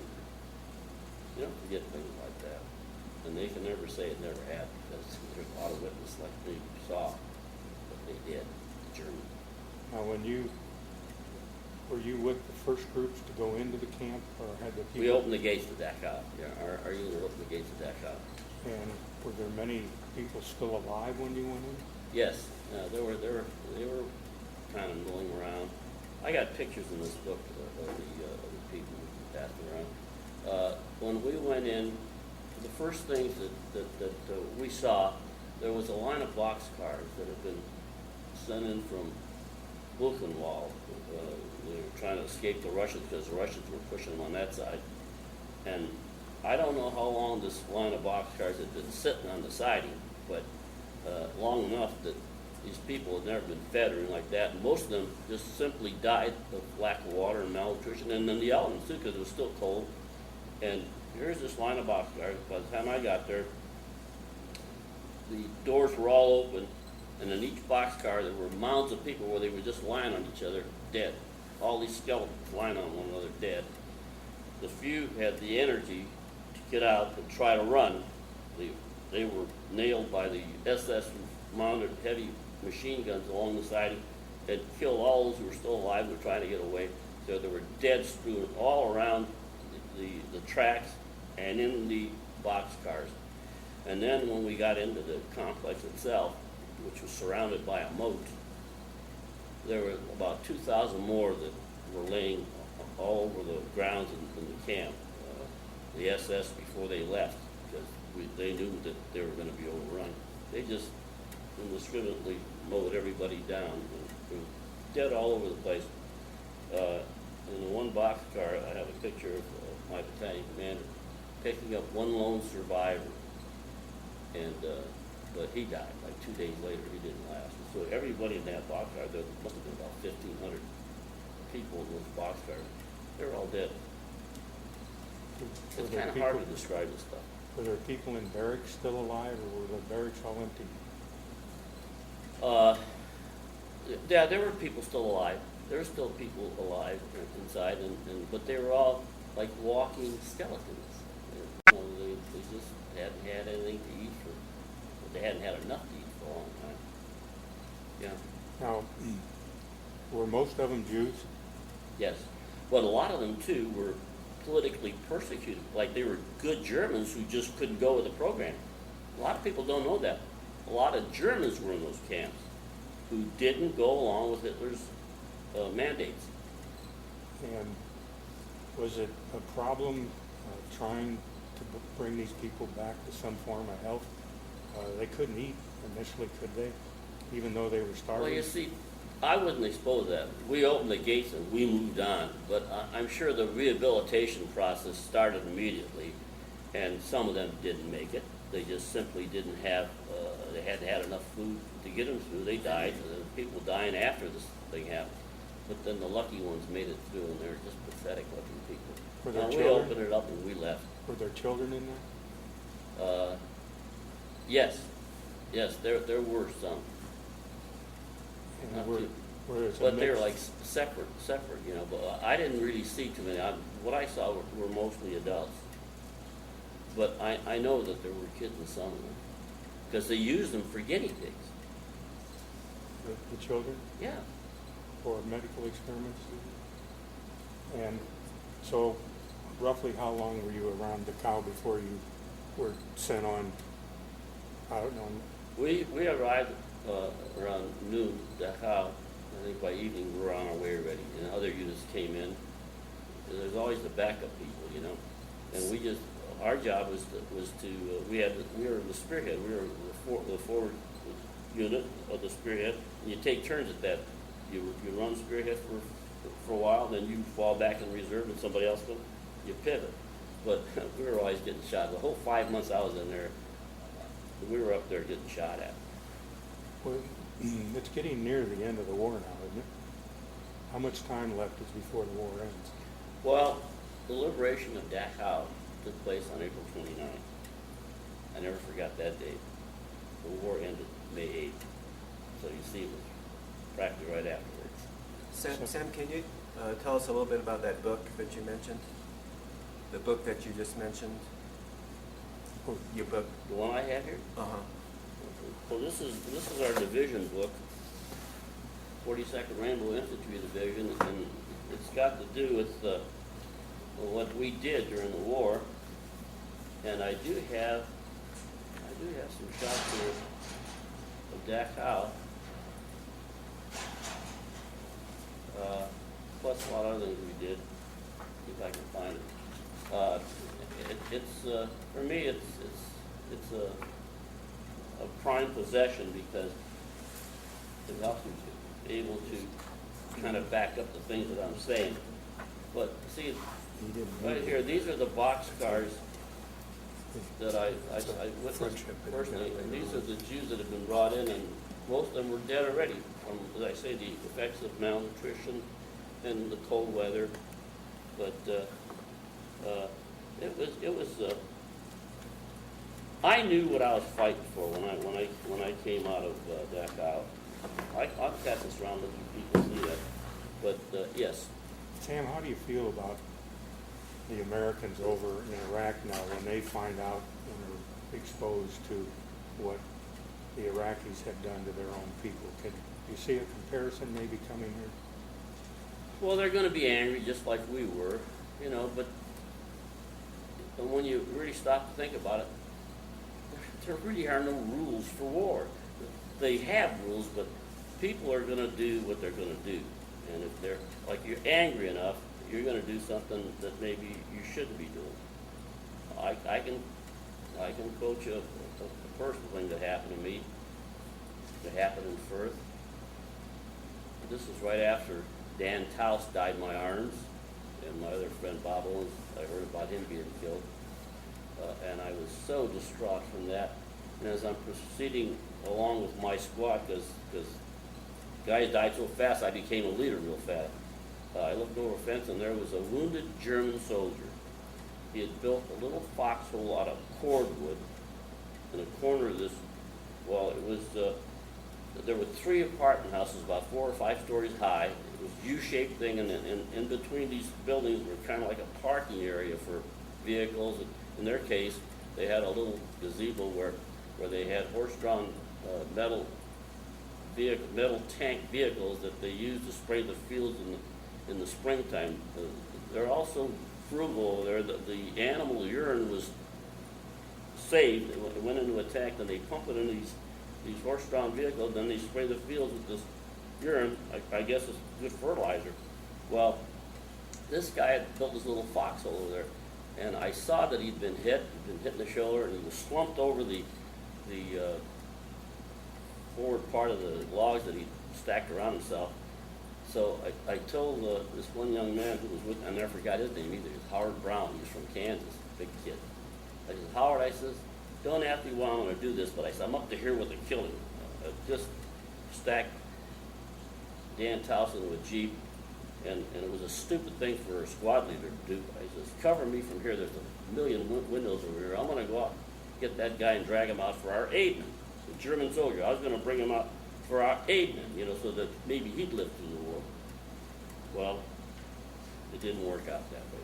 I went over there, I ran across this open piece of ground, and I could see the fear in this guy's eyes when he was looking up, he was shot pretty bad. But when he saw me lay my BAR down on the ground, he knew I was going to help him, and I could see him being relieved. Well, the one movement where I went down, I put my hands under his armpits, and I went down to get the leverage to pick him up over the logs. That one movement where I went down, where my head had been, the bullet impact right into the metal tank. He would have gone right through here if I hadn't done that. And I fell over backwards. My helmet fell off my head. And I'm groping around, and I had splinters like rust splinters from the metal tank gun in my left eye. I'm groping around for my weapon, and Howard Brown came running up. He says, you okay, Sam? He said, forgive me, but yeah, I said, I'm okay. I said, shoot that son of a bitch. And that's exactly what he did. He took his M1 and he put it in that the guy was gonna save, put it right in his chest, boom, boom, boom. The third shot just laid him back, and when we left, he was dead. I killed the guy because I went to help. But that's war. It was an impetuous thing, and I've had to live with that all my life, but I was guilty of that. But I came damn near getting killed by trying to help somebody. And my problem with that was that it was pretty manifest that I was gonna help the guy. A few minutes later, we flushed 8 guys out of that building, and we had them put up against the wall. And I remember asking the guy who spoke German, I said, find out who the SOB was that fired at me when I was trying to save one of his friends. And nobody would admit it. But I kicked a bunch of butts, and then somebody gave me a watch they took off one of the prisoners. I took the watch and smashed it up against the concrete wall. I was so incensed about that. But that's it. You don't play, and it's not like playing a game where you got to go by the rules. You just try to survive the best you can. That was a kind of a lousy memory. Thanks, Sam. Maybe any questions from You anybody? got any questions for Sam? Yes, I was scared. I have a question. How long was it before you became sergeant? How long did it take? Oh, for me to become a sergeant? Yeah. Well, I was a PFC throughout the war, but we'd taken so many casualties as soon as the war ended, and we came back to. Although I was acting, I was acting in this capacity, but I didn't get my rank till after. When we went into Vienna, I became a tech sergeant, which was a platoon sergeant, and that's what I came out as a 5-striper. And then when I stayed in the reserves, I ended up being sergeant major of the battalion, which was the top non-commissioned officer of the battalion. Sam, we've only got about 2 minutes left. Could you talk briefly about the street-to-street fighting? Because it looks like we might be engaged in that in Baghdad and a couple of other cities. Well, yeah, and it's kind of horrendous because you never know what to expect. It's one thing to be on a perimeter moving forward against the enemy, en masse, and it's something else to jump from house to house and never know what you're going to expect. Sam, what are your tactics? You cover each other? How do you? Yeah, Can you one guy kind goes of go through forward, that yeah, a little bit? right. What? Step in, and another guy comes around. And We've seen on some pictures of guys kicking down doors, and then a couple guys run in, and a lot of cases you just throw a grenade right in. But I hated to do that, and I'll tell you why. Because quite often, civilians were in there, Who wants to kill a mother and kids and things like that? But a lot of our guys got killed by trying to be too cautious, too. But war is horrible. I just can't emphasize that enough. War is absolutely horrible, and I don't see how it can solve anything. But over there, it seems like the Iraqi soldiers are actually putting civilians in front of themselves. I don't think the Germans did that. Did you run into any of that? Or was it mainly the civilians just happened to be there at the time? No, I don't recall that at all, but I'm sure that if they'd have had some Jews nearby, they'd have put them out in front. No. By and large, fighting the Germans was a lot easier, for instance, than I think, anyways, than fighting the Japanese. They did go by rules. They were a group of people who did go by rules, and a lot of them were great soldiers and pretty good losers too. But war is hell. We think of the Iraqis as being somewhat fanatical, much like the Japanese were. Yeah, but the they Germans don't care were. about giving their. They think it's an honor to die for God by wiping out somebody else. I don't. So many people have died with God's name on their lips. I don't think God really wants it that way. And I don't know why He allowed me to come home, but I can tell this group very, very sincerely that I know that I had days extended to me that a lot of guys never had. Like there's guys I served with never knew what it was to put their arms around a sweetheart and tell her I love you. They didn't know what it was to be married and have kids. They never got that. So I was very, very grateful that I did get home, and to this day, on a daily basis, it's very, very easy for me to count my blessings and give thanks to the Almighty for allowing me to continue to do what I'm doing, and I hope I'm doing the right things. My wife and I raised 3 fine kids, and we have some nice grandkids, although my wife's gone now. But my oldest boy, and I'd like to put this plug in there, Steve, is the Commandant of the Willow Grove Naval Air Station. He's a Navy flyer. He's been in for a few years. He's the head man at the Naval Air Station in Willow Grove. Thank you, Sam. It's a pleasure. Well, Sam, welcome back. Sorry the audio didn't work out. So let's back up to where you've just spent 33 days in the line and had a little rest and relaxation, and then back crossing the river into Germany. So let's go on with how that went all the way down through Munich and into Vienna. Okay, this is the map that the Rainbow Division made up after the war. The rainbow itself showing the path of our division. And Hold it still. we started, actually, we left Strasbourg, and that's when we start getting into the action part of our commitment. And you said we were crossing the Rhine River the last time we talked. Well, we crossed the Rhine River at Worms, and the next memorable occasion for me and my unit was the city of Würzburg. We took the city of Würzburg, Germany, and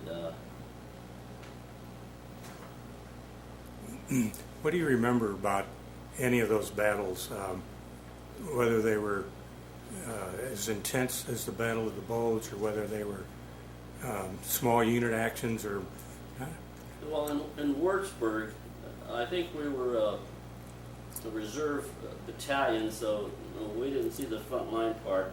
What I think stands out in my mind instantly is one of the places we stopped to rest as we were moving toward our goal. Ended up sitting out in front of a garage where there were some vehicles in it, and underneath one of the vehicles was a dead American soldier. Somebody just slid him underneath the stretcher over there, and then they just left him there. And that was something that, just I couldn't erase from my memory. Of course, he was evacuated after we left. But not too many things happened in Würzburg that I can recall. Really, the next big thing was the city of Schweinfurt. When we got to Schweinfurt, Germany, which was the ball-bearing center of Germany, well, that had been devastated by the 8th Air Force. It was just absolute rubble when we got there. And I think I mentioned the fact that that's where I got one of my most coveted items that I brought home with me. I climbed a rubble of debris that had been, I think it had been a municipal building at one time, and there was this lone flagpole, and at the top of this flagpole was the equivalent of our American colors. However, it was a Nazi gold-fringed banner, and I brought that home. well, let me see it. Sure.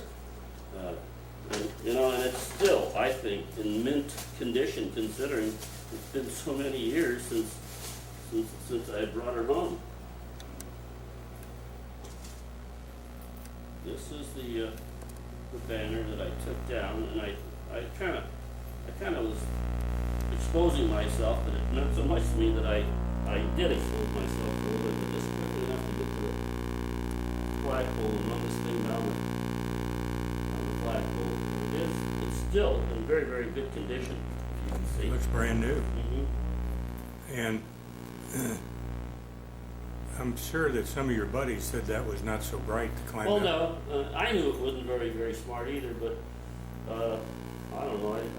I didn't know that I had a charmed life. I think I'd already resigned myself to the idea that I wasn't going to get home, but I was going to do my best while I was around, and luckily for me, it all worked out that I did make it home. A lot of my friends did not make it home. Now, why did your outfit, the Rainbow Division, swing south and head down towards Munich. What was the reason for that? Was it the Russians coming up on your eastern flank, or? Well, I wasn't privy to all that information, but I think that had a lot to do with it. The Russians, they wanted to be the first in Berlin, and they were, and they moved very rapidly. For whatever reason, we were told to go down there, and I kind of liked going into that part of Germany, into Bavaria, and after the war we ended up in Austria, and that's a really beautiful country. I always refer to it as the sound of music country, especially around Salzburg, the city of castles. The one that was made so famous through the movie. Yeah. And was the fighting kind of tapering off as you headed towards Munich, or was after Schweinfurt was Munich still another big battle? No, the next really big battle that I recall was the one for Firth, right outside of Nuremberg, and I never forgot that date either, because it was a day that I lost my two very best friends. April 18th of 1945, we moved into the city of Firth, and it started out, rather casually, and I recall stood up against the bank. Railroad tracks were going by this particular area that we were in, and some of us had taken out our rations and we were munching on them, and then the next thing we know, there was a firefight that erupted, and we were really in the middle of a lot of action, and so we got organized, and our squad was asked to move out, and when we got into the city itself, and it was a rather modern city, really a nice city, a lot of high-rise apartment buildings and things like that. I recall I was kind of dry, so I got some water out of the public swimming pool. I dipped my canteen, and in that public swimming pool, there was debris from the buildings, including toilet bowls that had been blown into the. But when you're a line company guy and you grab whatever you can get whenever you can get it, hoping always, and knowing too that the halogen tablets that you carry with you, you put them in your canteen, and within 30 minutes you can drink the water no matter how poorly it tastes. So I had that, but that was the start of it, and eventually down the line, as we continued our mission,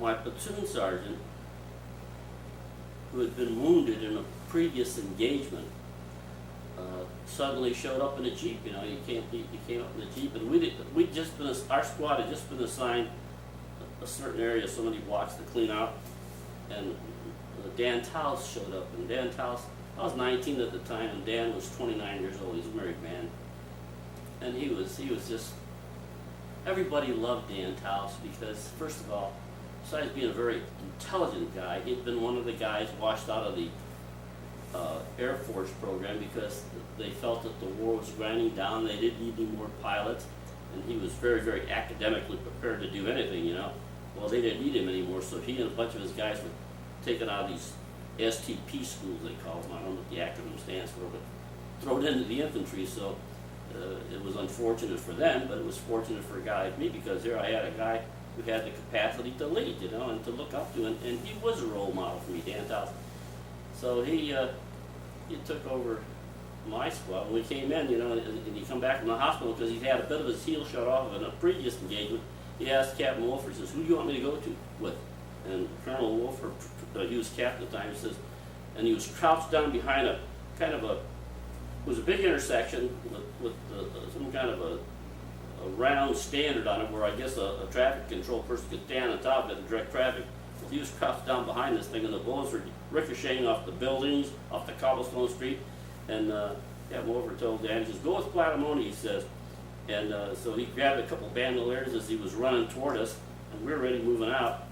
And the last thing that Wolfer said was, "You sure you got enough ammo?" "Oh yeah," he said, "I'm okay." And he passed me up as he turned around. He had only taken a few steps, and you don't walk behind a guy in combat, you're always staggered. So if a bullet comes down, it won't wipe out two guys, just one guy. As he turned around, believe it or not, he just come back from the hospital, he just come to join our outfit. He got a bullet, I think it went right through his belly button, severed his spine, and he dropped right into my arms, and I dragged him into a doorway. And the last thing he said, he called for his mother. He was a married man, he called for his mother. And it was just a horrible experience.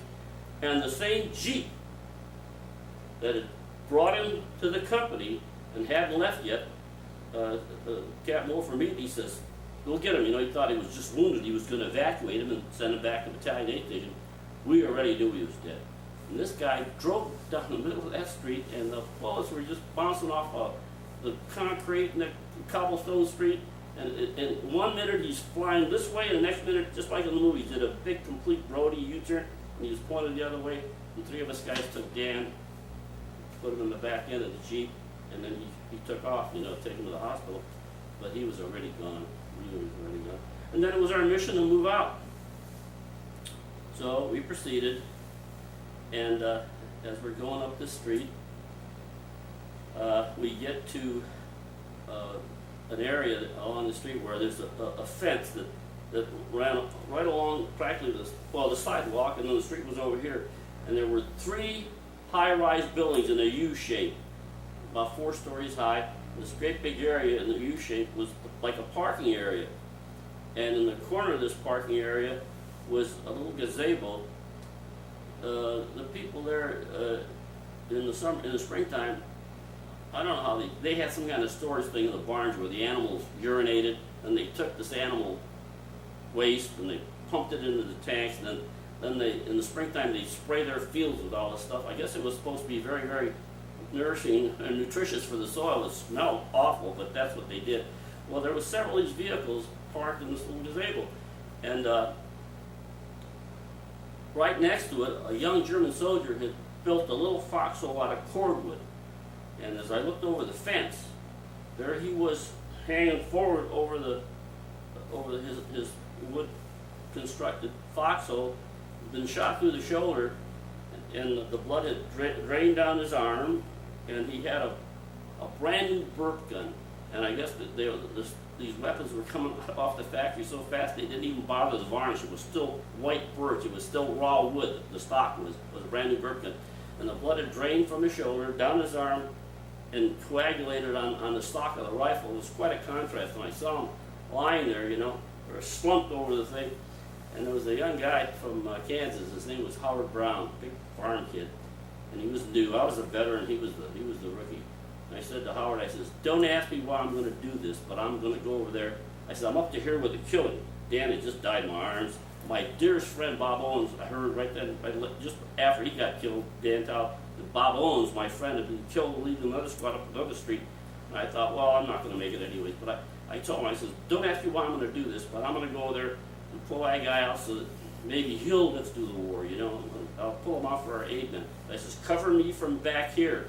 Well, I ran across this open piece of ground, and I could see the fear in this guy's eyes. You know, he was laying like this, but he could look up, and he saw me running over. When he saw me lay my Browning automatic rifle on the ground, he knew I was going to help him. And so what I did, I went up to him and I got my arms under his armpits, and that one movement where I went down to get the leverage to boost him up as gently as I could over the logs, where my head had been the shot, went right into the metal tank.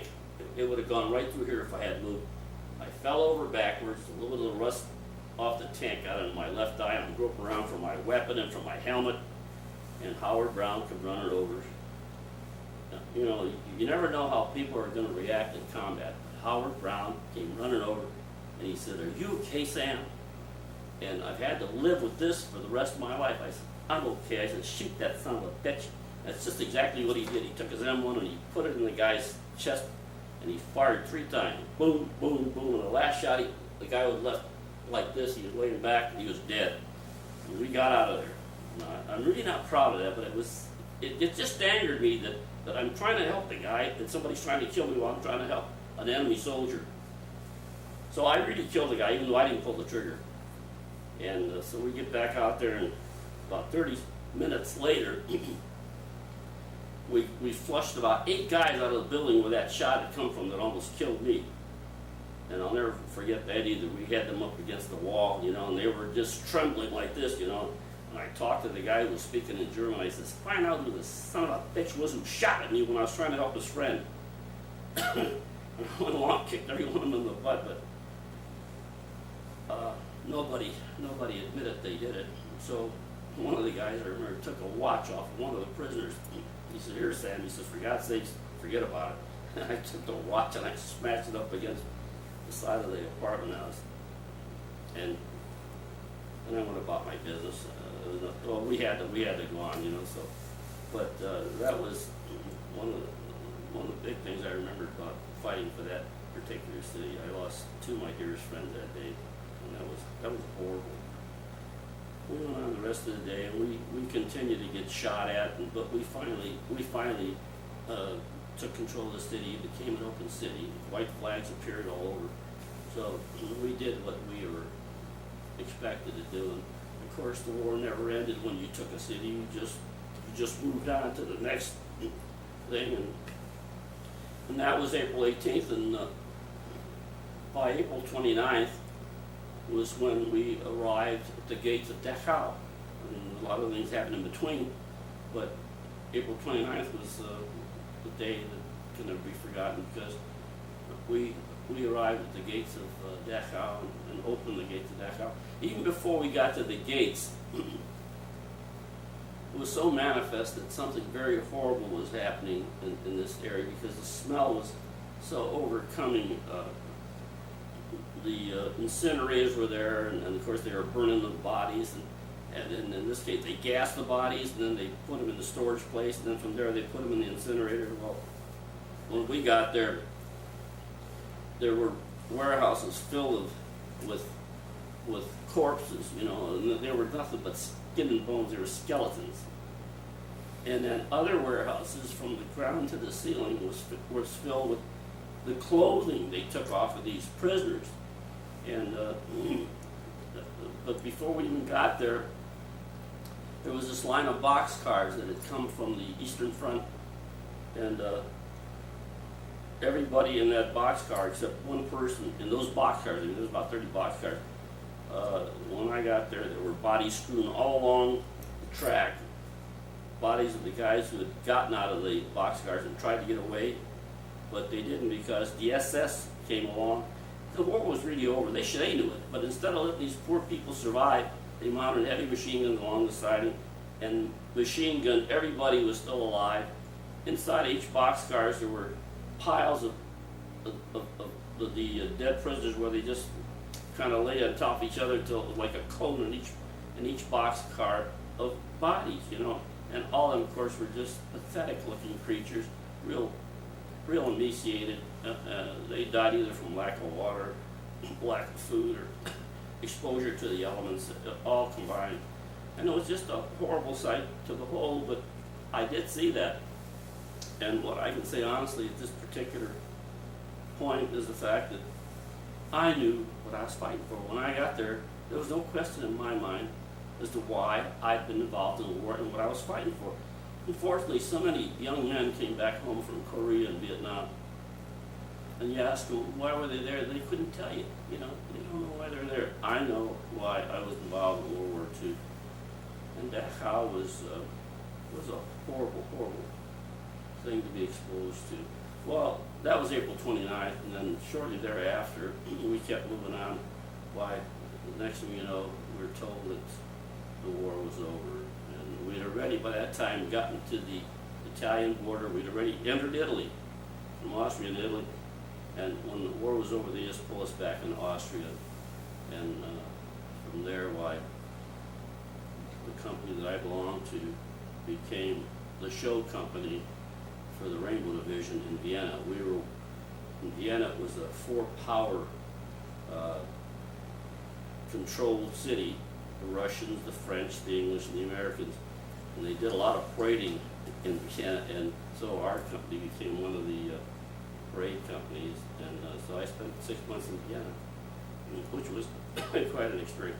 I wasn't one of the guys who was involved in the show-off thing because they selected the big, tall, strapping guys to make up the troop that participated in all the events that they had after the war. They had a bunch of them, you know, to show off that we won the war. I pulled a lot of guard duty as sergeant of the guard, but it still was a nice experience, especially knowing that the war was over and I really wasn't going to get shot at anymore. And I didn't believe that it was kind of difficult for me to accept the fact that I had lived through the war when so many of my friends did not make it through the war. How did you find the Austrian people? Oh, they were just as delighted as we were that the war was over, and that's when we were introduced to the German and Austrian cuisine. You know, they made good food, and they were happy. They were really happy the war was over. And I think one of the things that stands out in my mind so outstandingly is the fact that all the farm people, the people who tilled the soil in Germany and Austria, the farm people were the warmest. You know, they were so easy to be with. It was the city people who treated you disdainfully. I only had really one experience where I was a little bit perturbed. I was on a Straßenbahn, that's what they call their streetcar, and one of the German citizens was being pushy and spiteful about the fact that we Americans had come over and taken over their lives. You know, he was very unhappy about it. But by that time, the war was over, and I wasn't about to get angry about anything. I just ignored it. But for the most part, I would say unequivocally that they were as happy as we were that it was over. And I think a lot of them, of course, especially, there were a lot of, believe it or not, people in the concentration camps, German Austrians, who did not subscribe to Hitler's regime, and they ended up there too, you know, good German, good Austrian people. They were glad it was over with, and then they were very, very hospitable after that. The year that I spent in Austria was really, I have a lot of happy memories. Whenever I see the movie Sound of Music, well, I'm looking at the geographical location that I was living in for a long period of time. Salzburg, the city of castles and Linz, you know, just a really delightful part of the world. Now, had the destruction from the war gotten into Austria, or had it been kind of saved from the bombing? Well, Vienna was kind of shot up because the Russians were there. That was pretty well shot up. But a lot of these other cities became open cities immediately. I mean, as soon as they saw the American column, they threw up the white banners, you know, and so there wasn't as much destruction. Although the 8th Air Force, you know, had done its work. But I think probably the one that was the most decimated was Schweinfurt. Schweinfurt was the ball-bearing center of Germany, and the 8th Air Force just powdered that thing. It just devastated that city. But once the war was over, the Germans they were just as happy as we were, I know. They've gone through a lot, you know. Here in America, and maybe except for the Revolutionary War or the Civil War, we don't really know what war is because war is always someplace else, you know. Of course, that September 11th thing brought it here to us, but there's never been hostile fighting in America like there has been in Europe over and over again.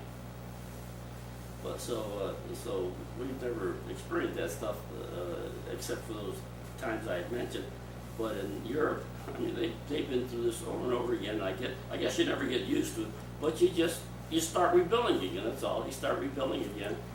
They're very tenacious people, and I really did find the German and the Austrian people, especially the farm people that I was exposed to, very hospitable, very delighted that the war was over.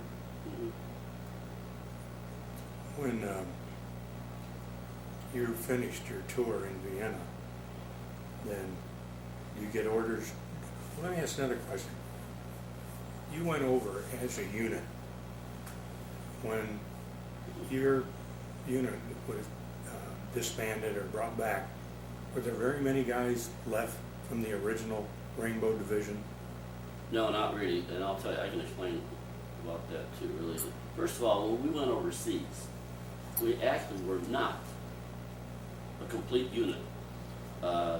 We'd gotten into Marseille, the 3 regiments, and our backup components of the division, artillery and all those, they hadn't showed up yet. So when the Bulge broke out, they had no choice, but they threw our 3 regiments right into the lines without the normal support that we would have. But they had no choice because it was a do or die type of thing. So when we went into the lines, we went in like that. We stayed 33 straight days in the line, and then we were pretty well decimated. So when we came back for reorganization, what they did, they filled in our ranks with members of the former 66th Division. They call them the Black Panther Division. And they had the sad experience of, I think they were coming over from England on Christmas Eve of 1944, and they were torpedoed in the convoy, and they lost a whole regiment. The whole regiment went down. So they were never a complete division anymore. When they finally got to Europe, France, I think they used them for a little while around Calais, where they were the perimeter that kept a bunch of Germans from breaking out and joining the rest of the people. But then later on, these members of the Black Panther Division came into the Rainbow Division and filled in the spots that had been vacated by those of our members who were killed or got sick or taken prisoner or whatever, you know. So we received a lot of, and then we had a lot of other people that just came over playing replacements. Well, you were pretty unusual then to have formed with the division, fought with it all the way through to the end of the war, and still have been in that unit. I think that was a big plus. I've mentioned this before to other people. I had the opportunity to train with the guys. I went overseas. When I went into the service in February of 1944, they sent me to basic training at Camp Alders, Texas. And then from Camp Alders, Texas, the guys I trained with immediately were sent overseas as replacements. But they felt that I was still too young to send over. So instead of sending me over as a replacement, they sent me over to Oklahoma to become part of the division they were pulling out on mothballs. The Rainbow Division had been a hotshot division in World War I, and so they were pulling them out of mothballs and creating a brand new outfit. So I went to help fill the ranks, you know. So, but I did have the opportunity to train with some of these guys for a period of about like 3 or 4 months, and that's a big plus when you go overseas with people you know. But to go overseas as a replacement, it's got to be kind of scary. Well, I'll describe something to you. I was holding down a foxhole one night in January, and we'd been so decimated that didn't have enough guys to put 2 guys in each foxhole, where you'd have a shift of 3 hours on, 3 hours off, or however you arrange it.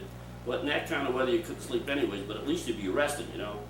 Well, I was manning a foxhole all by myself, and they brought this kid up to me, and he said, he's a replacement, you know. And he was, I could tell he was, it was 2 o'clock in the morning, I think, when he showed up. So he slips into the foxhole with me, and I'm trying to reassure him that it was going to be okay, you know, as soon as morning comes, get a whole new outlook on things, and you know, just over here, you've got to always be alert, whether you're sleeping or not, you got to be alert. But I'll take the first shift, and then I'll wake you up after 3 hours, and you can take my, you know, it went like that. So, well, when morning came,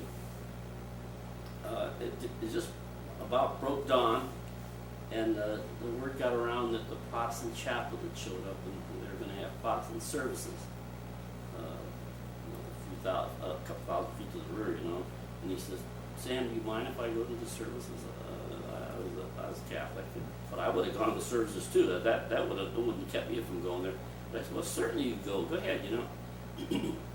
So he had the opportunity to spend about maybe 4 hours in the foxhole, 5 hours, and he goes back to this service. Well, would you believe that one of our shells that they were firing toward the enemy fell short, fell in the midst of these guys that were in the prayer group, and he was evacuated he was killed, but he was wounded. I don't know how severely he was wounded, but I never saw him again. He spent a few hours in the foxhole with me, and that was his introduction and the end of combat for him. He went back. So it was that way, and some guys went through a million different things, and you wonder how the hell they got through. But they got through it, you know. It was just like playing some kind of a card game, and if you were lucky, you were one of the lucky guys, that's all. Well, going back to Vienna, I guess you guys are starting to count points and see how you're gonna get home. Yeah, you asked that. As a single person without any children, I didn't have very many points. And if you're married, you get so many points for each child. Even if you were on the line just a short period of time, those points stack up, and that's what gets you back home. So I was not one of the first ones to go.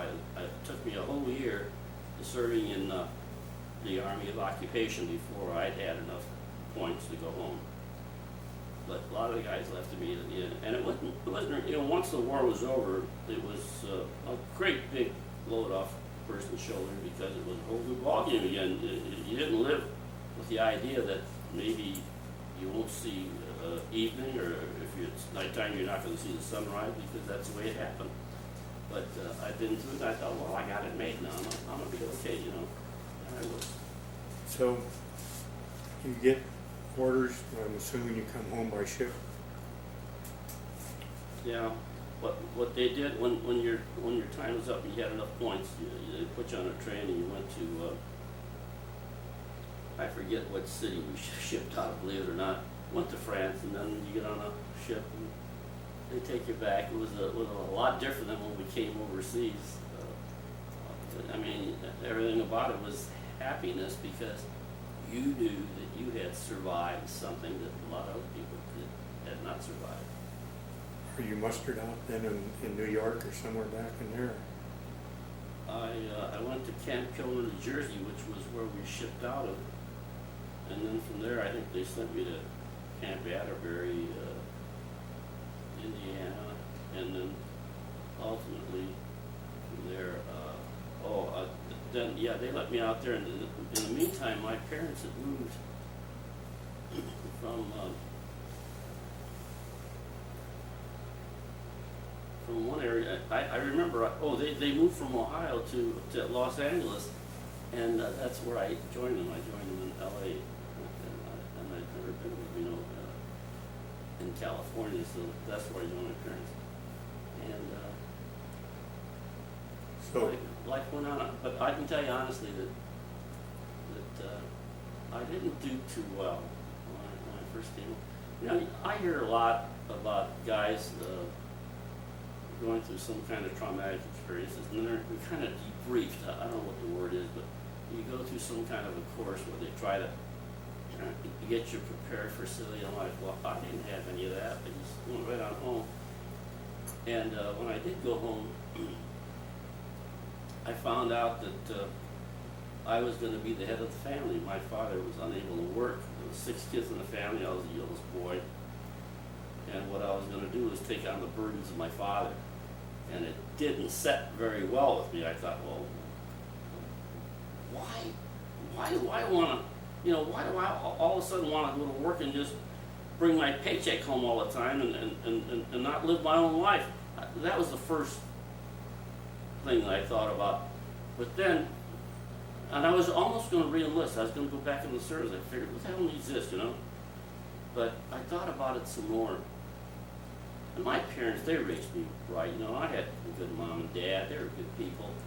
And the rationale I finally came up with was that God had allowed me to live because this was going to be my responsibility to make sure that my brothers and sisters grew up, we were taken care of, and that my mom and dad were going to be taken care of. And I acquiesced to that. So the next 5 years of my life, I went to work for the post office, and I brought my paycheck home every 2 weeks to give to my mother. My kid brothers and sisters grew up, and about 5 years went by, and I was almost 26 years old, I think. I met the lady that ultimately I would marry, and that's when I started saving my own money and building my own life again, and it worked out okay. But that 5-year period was a bad period of time because although I went to work and did all things that I was supposed to do, I was more like an automaton. I didn't socialize with anybody. I didn't go out with girls. I didn't have the money to spend. I just went to work and I came home, and I went to work and I came home.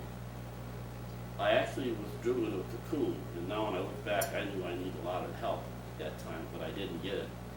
I worked it out for myself. I've always been rather religious, and I figured that he would take care of me, and he did. And he did because I ended up falling in love with a really lovely lady, and we spent 48 years together, raised 3 kids. So, it wasn't that bad. It worked out okay, but it was not easy when I first came home from the service. No. Where are your kids now, Hans? Pardon me? Where are your kids now? Well, we had three children. My oldest boy, who was about 47 or 48 years old now, believe it or not, is the commandant of the Willow Grove Naval Air Station. He became a Navy pilot. Hoorah. He became a Navy pilot, and ultimately he's still at the Willow Grove, and he's the commandant there, but I think by August we're going to go for another big change of command ceremony, because I was there when he took over. I was so sorry that my wife had passed away before that time. It would have been such something else, and somebody else is going to take over Willow Grove, and we're going to go to that in August. But Steve is the commandant of the Willow Grove Naval Air Station. My daughter, Sandy, is widowed. She lost her husband several years ago. He was 40 years of age when he died. My son-in-law is such a fine young man. He was, I think he was in the Navy for a while, but he was a fireman. But he succumbed to colon cancer, so she's a widow with a little 6-year-old daughter, and she lives in San Clemente. She never complains, but she knows I'm there for her no matter what. And my youngest son, Christopher, who lives in Palm Desert, he's got a wife and 2 little boys, and we see a lot of him. And he's becoming kind of well known out here because he's a pretty good writer. He's written several articles for the Desert Sun. And he works for the Bank of America as I think as an escrow officer. And he at one time went to the University of Florence for a year, and he learned to speak pure Italian, not the kind of Sicilian dialect my folks exposed him to. He winces when he hears it, but he learned to speak the pure Italian language, and he teaches that now too at the College of the Desert as a sideline. So they've all gone on to do okay, and I am blessed with, I have been blessed with 3 wonderful kids, and my grandkids are they're bonuses, they're all bonuses. We have a good time. Well, what got you from LA over here to the desert? Well, that's a very proper question. The smog in Los Angeles has always been really, really bad. And when I was carrying mail, I was a walking mailman. I carried it on my back, and I had a very hilly route there. My route consisted of the hills that overlook the campus. It overlooks the campus of Cal State LA, right there off the 10 freeway near downtown Los Angeles. And the smog was horrendous way back then. It was just horrible. And I had really bad sinus problems as a result of breathing all that bad air. I think I'd had three surgeries where they went into my head to clear the sinuses, and I just kept getting sicker and sicker and sicker. And finally, when I just couldn't take it anymore, I told my wife, "We got to move out of this place." I said, I want to die real fast. I said, I'm going to want to die if I don't get out of here, because it was so bad for me. So as much as she didn't want to leave, because Christine was born in Los Angeles, she lived all her life in LA, we came out to the desert. She reluctantly, but she did come. She understood. And it was the best thing I ever did, because then after I got out of here, I had one more surgery, and then I was okay. It was like, hey, you're okay. I'd been sick for so long, so sick that I wanted to die. When you have that kind of stuff in your head, it's bad. So that's the reason we moved out here, because of my health, and fortunately, living out here has been a big plus as far as my health is concerned. I'm 77 years old now, and I think there's a lot of young people who can't keep up with me and the things that I do, you know. Of course, my wife's been gone for 3 years, and she succumbed to leukemia, but my wife smoked all her life too. She couldn't stop. Now, were you retired from the Postal Service when you came here? Yeah, I've been retired since 1983, and it's 20 years. I've been out here about 13 years, so yeah. Now, I know you have some things you brought with you that we went over, like the banner, the sleeve banner with the Nazi emblem on it between your legs there. Oh yeah, Could we go through those things and Sure. get how you got these? Sure. This particular thing was an item that I picked up in a Hitler Youth barrack afterwards. It's an armband, but really my most coveted possession is this banner here. I already showed that. No, we already saw that, didn't we? Yeah. Yeah, is this banner here that I got in Schweinfurt. But I also have some other things here.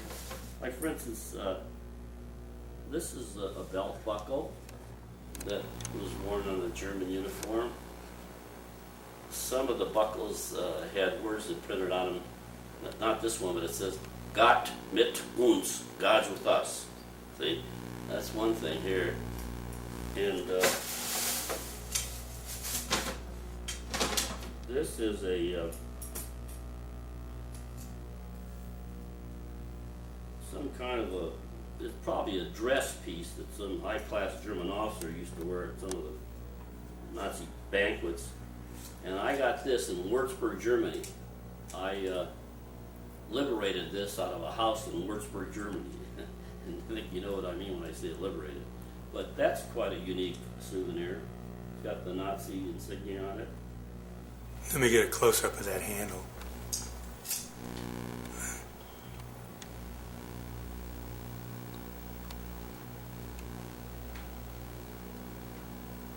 Yeah, it is a fine piece. Oh yeah, and it's really sharp too. Got that in Würzburg. And probably one of my most coveted things though is it's a trashy looking piece of thing. It's a hood and it's been laundered, but it's still very dirty looking. Worn this way, along with the other part of the uniform, the person, the German soldier, could pretty well blend in with the snow. And then, if the snow hadn't been there, and you're in a forested area, there's the camouflage. And I ended up with this particular item simply because one morning when we were on the line, that was in January of 1945, and it was like 10 and 15 degrees below zero. I'm in my foxhole, and when I was on guard duty, I was on guard duty no matter how tired I was, and I hear this crunching in the snow, you know, and I jump up out of my hole, and there's a mist, and I'm looking into the area where the noise is coming from. All of a sudden, 2 German soldiers coming out of the mist. As soon as they saw me, they threw their hands up in the air, and they said, comrade, you know. Well, I knew they wanted to quit. They weren't carrying any weapons. They were young, good-looking German soldiers, too.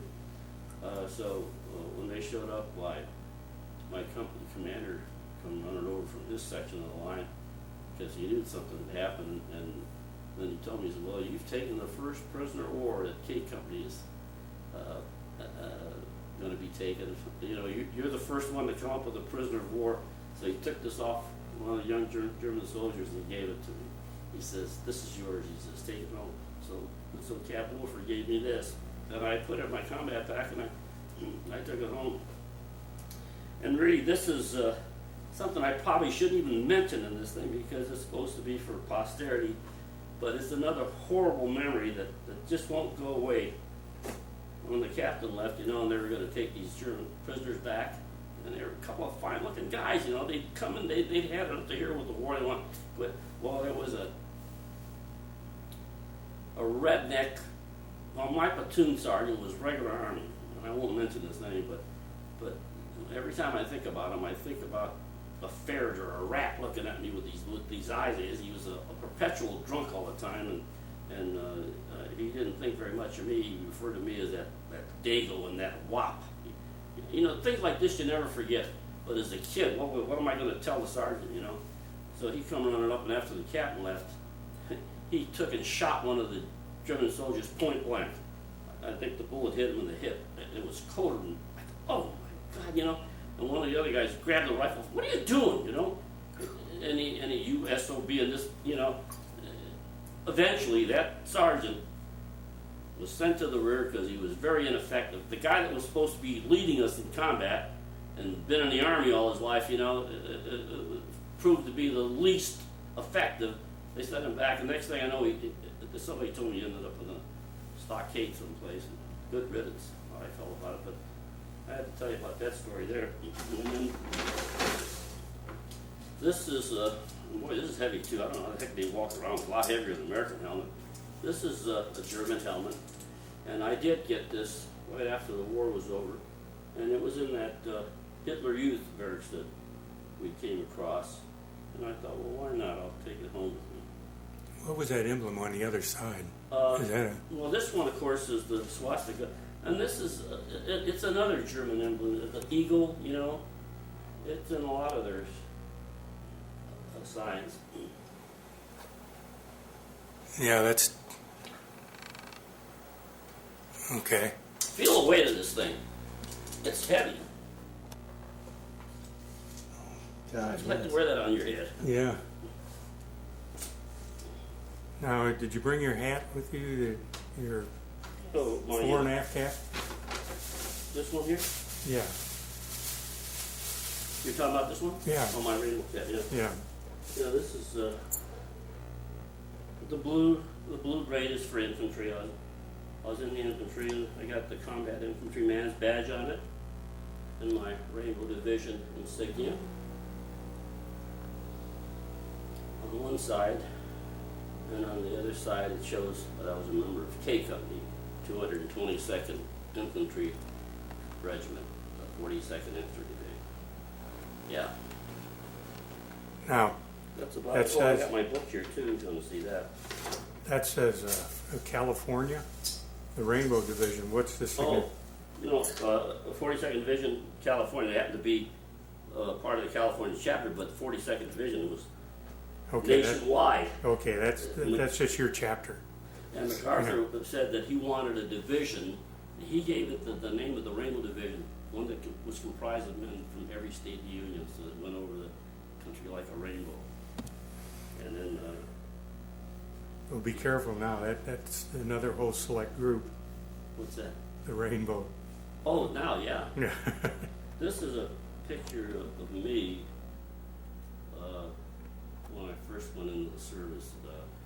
That was taken during basic training. I was just a child. I thought I was a man then, but I was just a child. But I grew up real fast. Well, I guess. Grew up really, really fast. Great picture. And then this is the Rainbow Division book. And in it, of course, it has the history of what we did in World War II. And it does have some photographs of the people who died in Dachau. That train that I was talking about that was parked outside the gates of the facility, and it shows the dead in the boxcars, and it shows the dead along the boxcars. I can open up that part if you want me to. Yeah, let's just take a quick look at it now.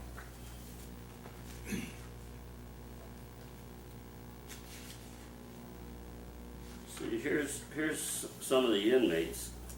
There's a dead person lying right on the ground here. There's some of these pathetic looking creatures. You just see in their eyes the trauma that they've been through. And then, let's see. I guess I'm doing it the wrong way. Yeah, here's Here's the fence around and the moat between the facility and the outer perimeter, and this was electrically charged. These are the incinerators here, where they put them in and kill them. Here's stacks of human corpses that they hadn't had the opportunity to put them in the ovens yet. But look how emaciated, they're dead already from malnutrition and lack of whatever they needed. This guy here was the sole survivor in that trainload of prisoners that was parked outside the gates. And I understand that within a matter of a couple days he died. He didn't make it either. So nobody in that trainload survived. This is our battalion commander, Lieutenant Colonel Dahmer, taking that pathetic creature out of the bunch of dead people that were laying in that boxcar. Lieutenant Dahmer's gone out too. These are the boxcars. The dead lying in the boxcars, the dead lying along the tracks. And these are the things you don't forget, but as I say, at least when I came home from the service, I could tell people, yes, I knew what I was fighting for. I was fighting against a regime that just didn't consider Jewish people to be human beings. Well, Yeah. now, you guys get together a little bit once in a while from the 42nd? Yes, as a matter of fact, in July, we're going to have a big reunion in St. Louis, and I want to go on record as saying that the Rainbow Division has had reunions ever since the end of World War I. It's just been a unit that stayed together all these years. Once a year, in July is a commemorative day because I think it's, in World War I it was the date of the Battle of Champagne. So whenever they get together, it was in commemoration of that particular battle that Rainbow Soldiers fought in World War I. And they still carry that tradition on till today. They meet every July, as close to that particular date as possible, and get together. I have made all reunions, and now it's run by another organization because so many of the guys that I serve with are gone, naturally. But I'm planning on going to the one they're going to have in St. Louis here in July and spend some time with some of the guys who are still around from World War II. It's always fun to get together with those who are still around and their wives, if their wives are alive. And naturally, we sit around talking about who won the war, who was the most effective in winning the war, and we have a good time. Well, now I know, since your wife died, you have had some very good luck with another lady friend who now lives with you, and I hear that's a very happy situation. It is, and I'm grateful to God because he's been good to both of us, and we have a really wonderful rapport, and you know, everybody needs somebody, and it's not that those who are gone are forgotten because they played a tremendous role in your life at the time, but for those who are alive, life goes on. You have to cope with it on a daily basis, and I'm very blessed to have Leona as a very big part of my life, and she's made a big difference too, and I'm grateful to God for that. Matter of fact, you know, I'm one of those guys, I can count my blessings every day of my, and I do every day of my life, no matter how tough things get, there's always something that I can thank him for, and I think that if I survived in the manner I did, it was because that I had complete faith in God. No matter whatever was going to come about, it was going to be coming about because that's what He wanted me to experience. And I know deep down in my heart that I know that I'm a better person today for having lived through the things that I lived through during the war. It just made me have an entirely different approach to life, and more than anything else, it's made me a person that reaches out. I always want to help people, and I'm still doing that today because what I do at the hospital, you know, I work down at the hospital. I just have so much fun in interacting with people maybe who are not doing so good. I put them in a wheelchair and bring them inside. Always got something to say that makes them feel better about themselves, and I feel better about myself. It's a good thing for me, and I can honestly say that I think I'm good public relations for people I work for, and because I have this capacity to interact with people and try to make them as comfortable as possible without being insincere. Well, Tam, I want to thank you. I've certainly enjoyed it. It's as much educational for me as I hope it's something you can pass on to your families. It's a privilege.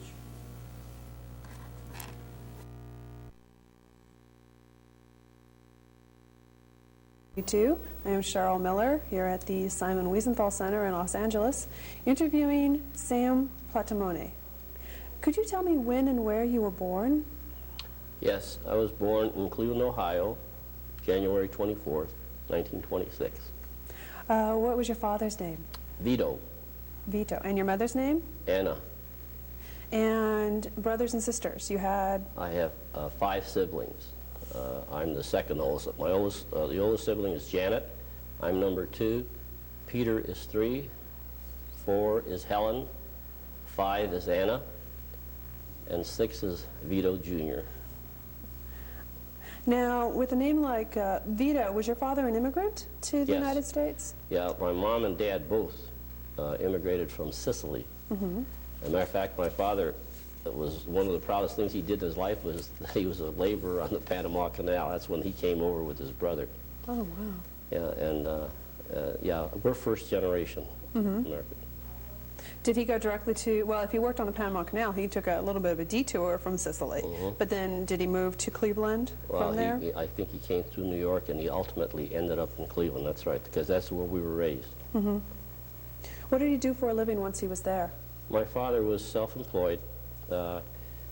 He didn't have very much formal education, as did not many of the immigrants who came over here.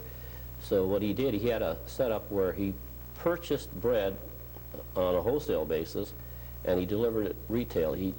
What he did, he got his own route going, and it was kind of simple to do in Cleveland because the ethnic groups have a tendency to bunch together. So he didn't have to drive miles and miles to sell his wares, and he raised his family doing that.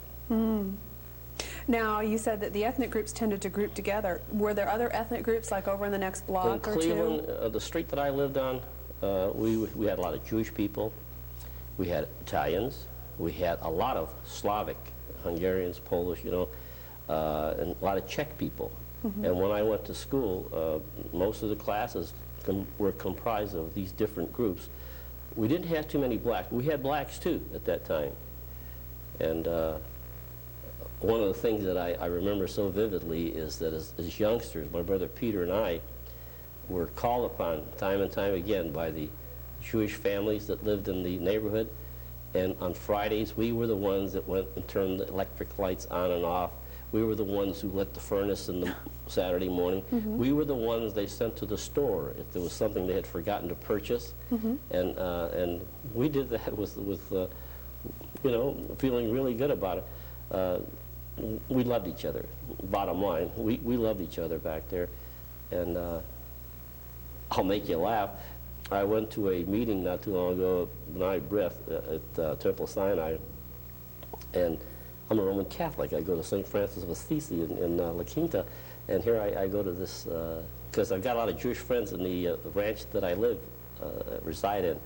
And when we were coming out, a guy named Art Sampson said to me, Sam, he says, you think you almost belong to this temple. He says, you know more people here than I do. I said, that's easy to explain, Art.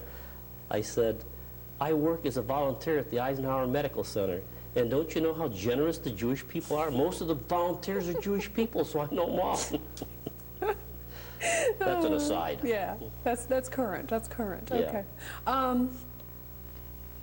The majority of the immigrants, though, it sounds like the children were the first generation, Yes. and the immigrants had just come over. Yes, Yeah. and they all had it tough too, I'll tell you. Yeah.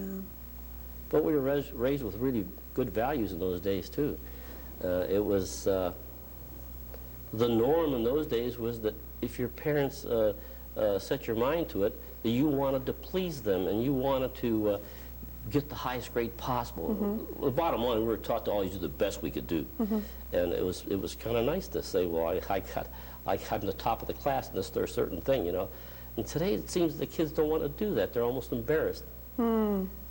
So, yeah, and we took we took great pride in being Americans because they were proud to have come over here.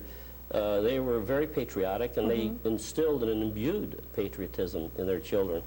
I know when the war came along, they didn't know this, but I was almost afraid that I was going to miss being involved in the war, and Because so, you were too young. yeah, as an 18-year-old, so I went to the draft board and I said, "Don't tell my parents, but I want you to call me. I volunteered for induction," and they called me. Was that Don Siegel? Are you here, Don? Hi, Don. Okay, Is can you Pearl stop here? for just a second? No. Kevin's here. Ready to go again.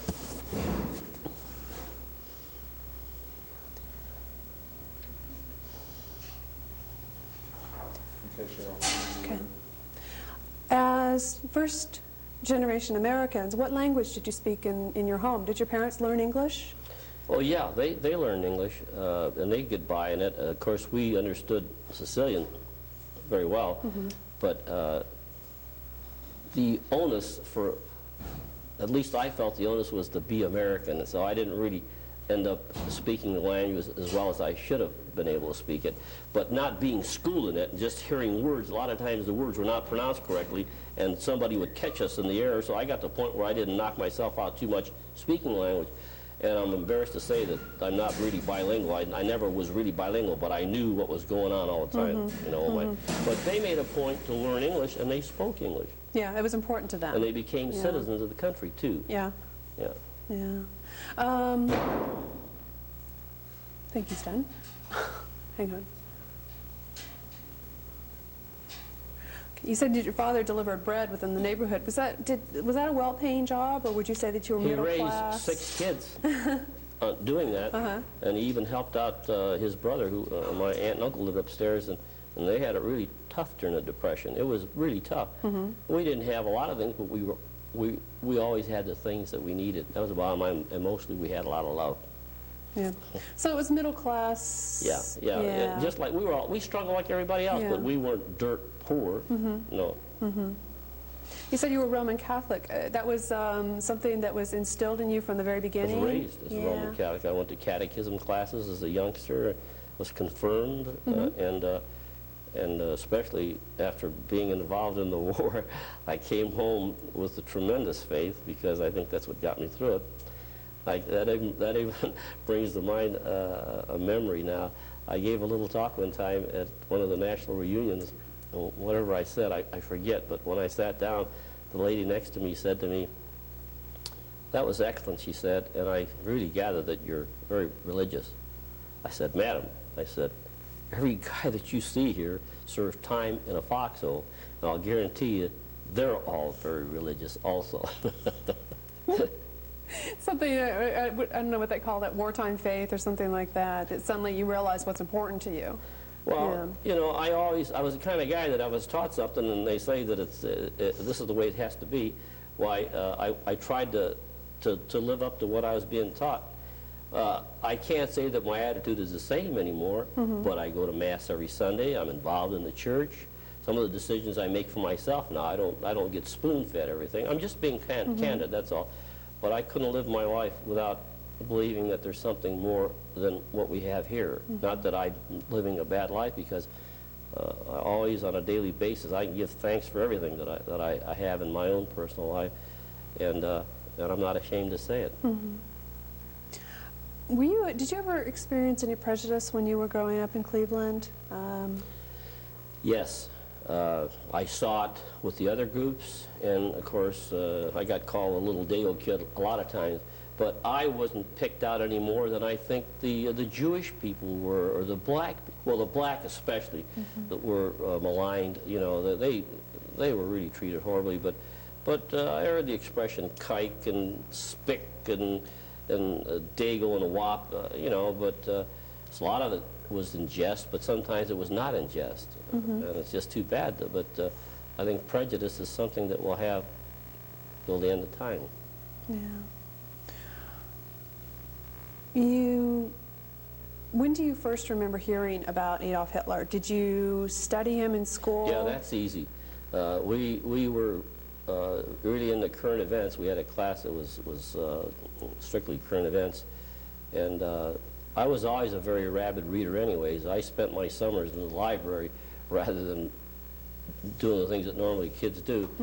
And so I did a lot of reading, and of course I read about Hitler's, the start of the Third Reich, and how he, you know, he had all these problems with the ambassador from Britain, Chamberlain, and how there's so much appeasement, and he just got cockier and strutted more and more as the years went by, till finally he just rolled right through Europe, and then the war started. Yes, I knew what was aware, but I might interject at this point too, that when I did go into the service, and I did go overseas, a lot of my desire was based on the glory of war.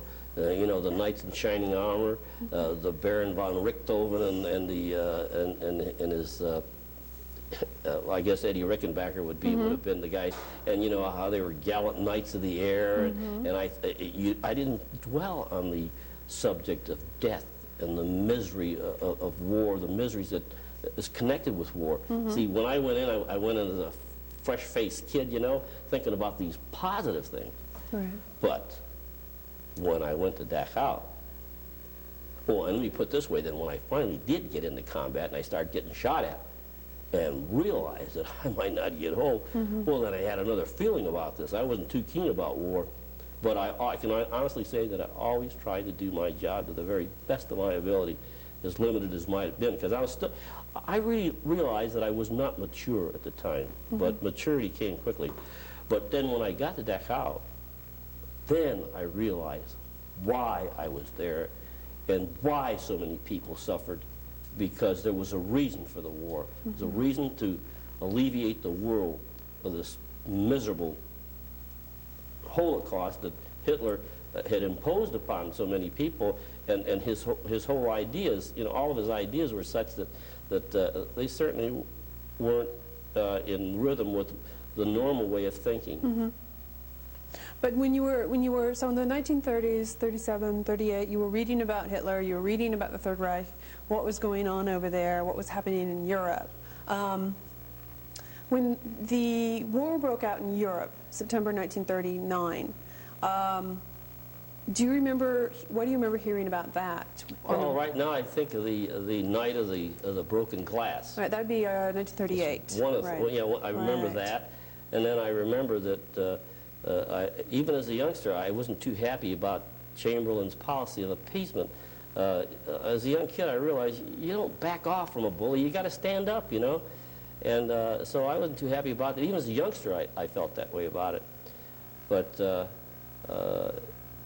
I really didn't spend too much time brooding about the war until I was actually involved in it. So you were following a little, but not As a it kid. was definitely from a distance. No, as a kid. Yeah. You know, I was 18 in 1944. Yeah. The war was almost over by that time. Really, when we Right. went overseas, they told us we were going to be members of the Army of Occupation. And the only reason that we were not immediately members of the Army of Occupation was because of the Ardennes offensive. It extended the war an additional 6 months. And those were the 6 months that Don and Ron and I were involved in. Tell me what you remember about Pearl Harbor, the attack at Pearl Harbor. Well, I was working as I think I was 15 years old at the time, and I was working in a grocery store down on the corner of our street. And I was washing out some dishes that we'd had some coffee and sweets and things of that nature. And the radio was on. And all of a sudden, I hear there's an announcement that the Japanese have bombed Pearl Harbor and that we had declared war on Japan, you know, and I thought, oh boy, what a cataclysmic thing, you know. And I thought, well, I wonder if the war will be over by the time I'm old enough to be in it. These are the thoughts that I'm having, you know. And then immediately the extra newspapers were being hawked on the street, and people were running all over the place, you know, talking about the war. It was a tremendous change of pace for the people of America. How did your life change, or did it change right away? Well, I continued to go to high school. See, I was a student, and the only way that it impacted on me was, of course, when we gained knowledge of a family friend having been killed or wounded, you know, or a neighbor, you know, things of that nature. Of course, we had to sacrifice in the manner that all American people did, the rationing and things of that nature, you know, but we never had much to do because we never had a lot of money anyways, but, you know, we always managed to get along.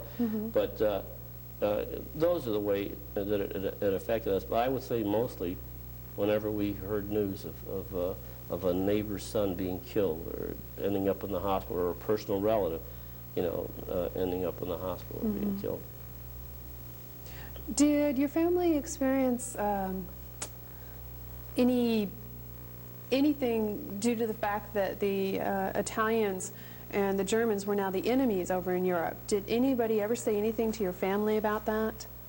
Oh, there'd be remarks now and then, but you know, not really overly done, because there was so many Italians there, and they proved their patriotism. I might bring up the fact that right across the street from us, there was a really lovely Japanese family that lived right across the street from us. They're the ones who suffered. You know, they were the ones who were taken away to the camps. You know, but no, we didn't.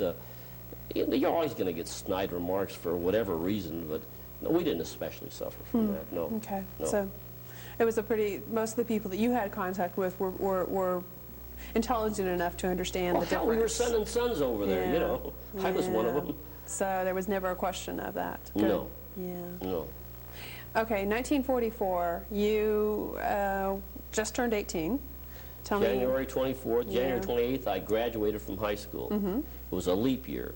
That's when I snuck down to the draft board, and there was a Jewish man who ran the draft board too. His daughter went to school with me. He was a lawyer, and I said, call me, but don't tell my parents. And that's what he did. And on February 29th, I was sworn into the Army, and I went off to war. Yeah. Now you were the oldest son. Yeah, I was the oldest boy. So you were the first member of your immediate family to join up. My brother went to Korea in the next war. Yeah. Yeah. Your family must have been very upset, but... My family prayed very hard for me, and I like to think that that's what brought me home. Yeah. Yeah. So after you are sworn in, where'd you go first? They sent me to Fort Benjamin Harrison, Indiana, which was a processing center, an induction center. And then that's where they give you all your tests, you know. And when I got through that, why, the guy told me, he says, you know, he said, you scored very high. Matter of fact, when I graduated from high school, and I'm not going to sit here and tell you that I'm a smart guy, because I'm not. I've always been able to double my efforts to get to where I want to go, and that's I only do it through hard work. I graduated in the top 10 of 315 kids, okay? So that tells you that I was academic. So I took these tests, and they were going to put me behind a desk beating a typewriter. And I said, no way. I said, as a matter of fact, I said, I want to go airborne. Right. But I couldn't get into the airborne because my vision even then was poor. I'd been wearing glasses since I was like 11 years old. So they said, you want combat? We'll give you combat. They put me in a rifle company. They sent me to Camp Walters, Texas, where I received my basic training. It was, I think, like an 18-week training period. And then from there, usually the guys who got processed through that ended up going overseas as replacements, which has to be one of the most horrendous things to have to deal with in a lifetime. I was still 18, and they were trying to send only 19 and over, you know, overseas, you know. So instead of sending me overseas with some of the guys that I graduated with in this training class, who, in a matter of a month, I was hearing reports of they're being killed already as replacements. I was sent to Tulsa, Oklahoma, where the Rainbow Division was being rebirthed, so to speak. The Rainbow Division was a division that served really with distinction in World War I. Maybe you've heard of the Fighting 69th. That was part of it, you know, the New York. But it was called the Rainbow Division because General MacArthur at the time was the executive officer of the division, and he wanted a division that was comprised of men from all over the country. They spread over the country like a rainbow, so it ended up being the Rainbow Division.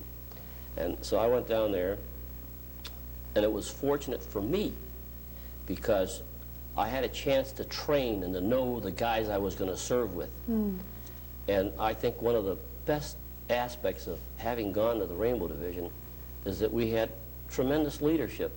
Most of the guys who served in the Rainbow Division were washouts from the ASTP program. They were high caliber people, very academically oriented young men who were no longer needed in the flight programs, for instance. You know, they were slated for important jobs because they had the academic capabilities of learning what they had to learn. Well, they didn't need these guys anymore. They knew the war was almost to an end, but they always needed fodder for the cannons, you know. They always needed infantrymen, so all these guys got thrown into the infantry. So what I'm saying basically is the people I served with were really intelligent guys, and I can honestly say is the reason I survived was because I had some really wonderful guys looking out for me, blowing my nose and the whole thing, you know. I'd have never made it on my own, honestly. And you'll read that in the article I just gave you, incidentally. I want you to read that. Oh, well. So when did you actually get sent overseas? We went overseas right around Thanksgiving time of 1944. And we got to Marseille, France, the early part of December. And that was kind of an eye-opener because right then we were introduced to the war. We saw the hulks of these ships that had been sunk in the harbor, you know. And then as soon as we get into town, we saw the ravages of war and the little kids asking for candy and things of that nature, you know. And they marked us up to a place called CP2. It was on a high plateau, and the wind blew through it like you can't believe. And we put our pup tents up there in rows like we do in garrison, you know. We were still playing Boy Scouts.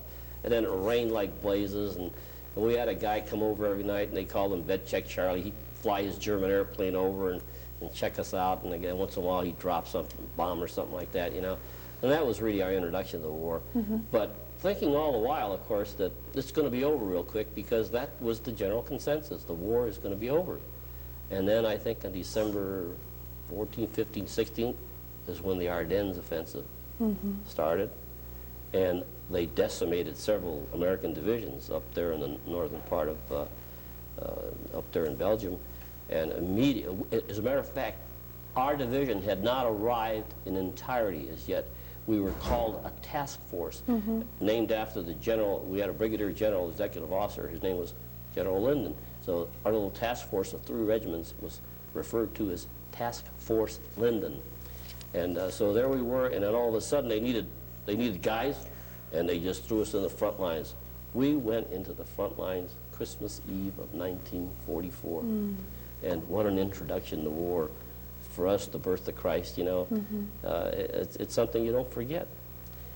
So that's the way we started out. And from that moment on, we spent 33 consecutive days in the snow. General Patton was sent up north. We were in Alsace-Lorraine, really. General Patton was sent up north with the 3rd Army to save the beleaguered people there in Bastogne.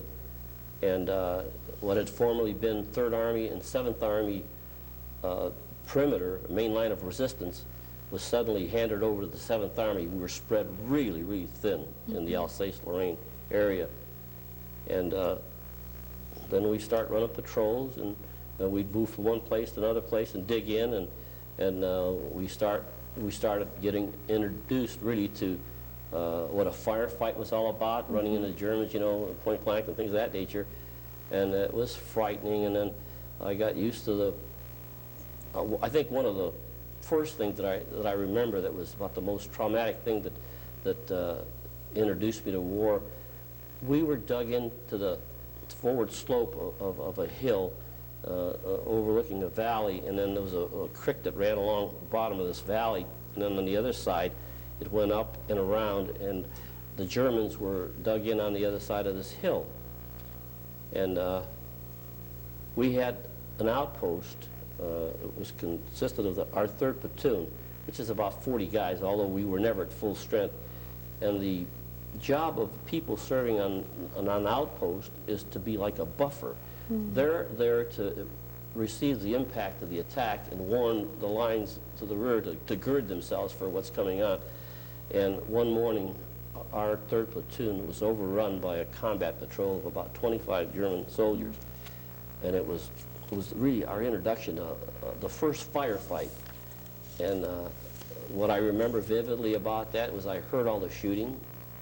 I saw these guys falling back, those who didn't get killed up there, because these guys came in like gangbusters and they knew what they were doing. And they came in a fog early in the morning, and they killed a lot of our guys up there. One guy, I never even forgot his name. His name was Sergeant Otoski. He got back to my hole. I had a hole here, and then somebody was over here, and he collapsed between the 2 holes, and he had bullet wounds in both legs. The blood was streaming down his leg. He collapsed there. And then the sergeant, and we had a heavy machine gun on our left, and there was a lieutenant there. He said, "Now hold your fire." He said, "Hold your fire until I tell you to fire," you know. And these Germans, I can't understand how they didn't realize that they were chasing these guys right into the main line of resistance. They screw up just like we do, you know. And, you know, after our guys, the guys who could make it came back, here these guys come out of the mist. 25 guys chasing our guys. And finally the lieutenant says, "Fire." They went down like so many shafts of wheat, you know. And I couldn't fire. I got to tell you honestly that I had my weapon there. I couldn't fire at another human being. I just couldn't do it. So what I'm telling you is that I was derelict in my duty. But the plus side is that the fact that I didn't fire didn't jeopardize the men around me.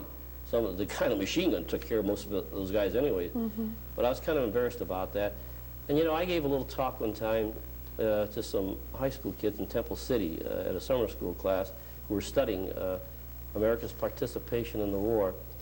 And I remember telling them that I was about their age when I went off to war, and the Army thinks that what you've been taught for 18 years at home, all the values that you've been taught by church and family, well, you go there for 3 or 4 months, and all of a sudden you're going to find it very easy to stick a bayonet in somebody's gut and rip them open, or to blow somebody away.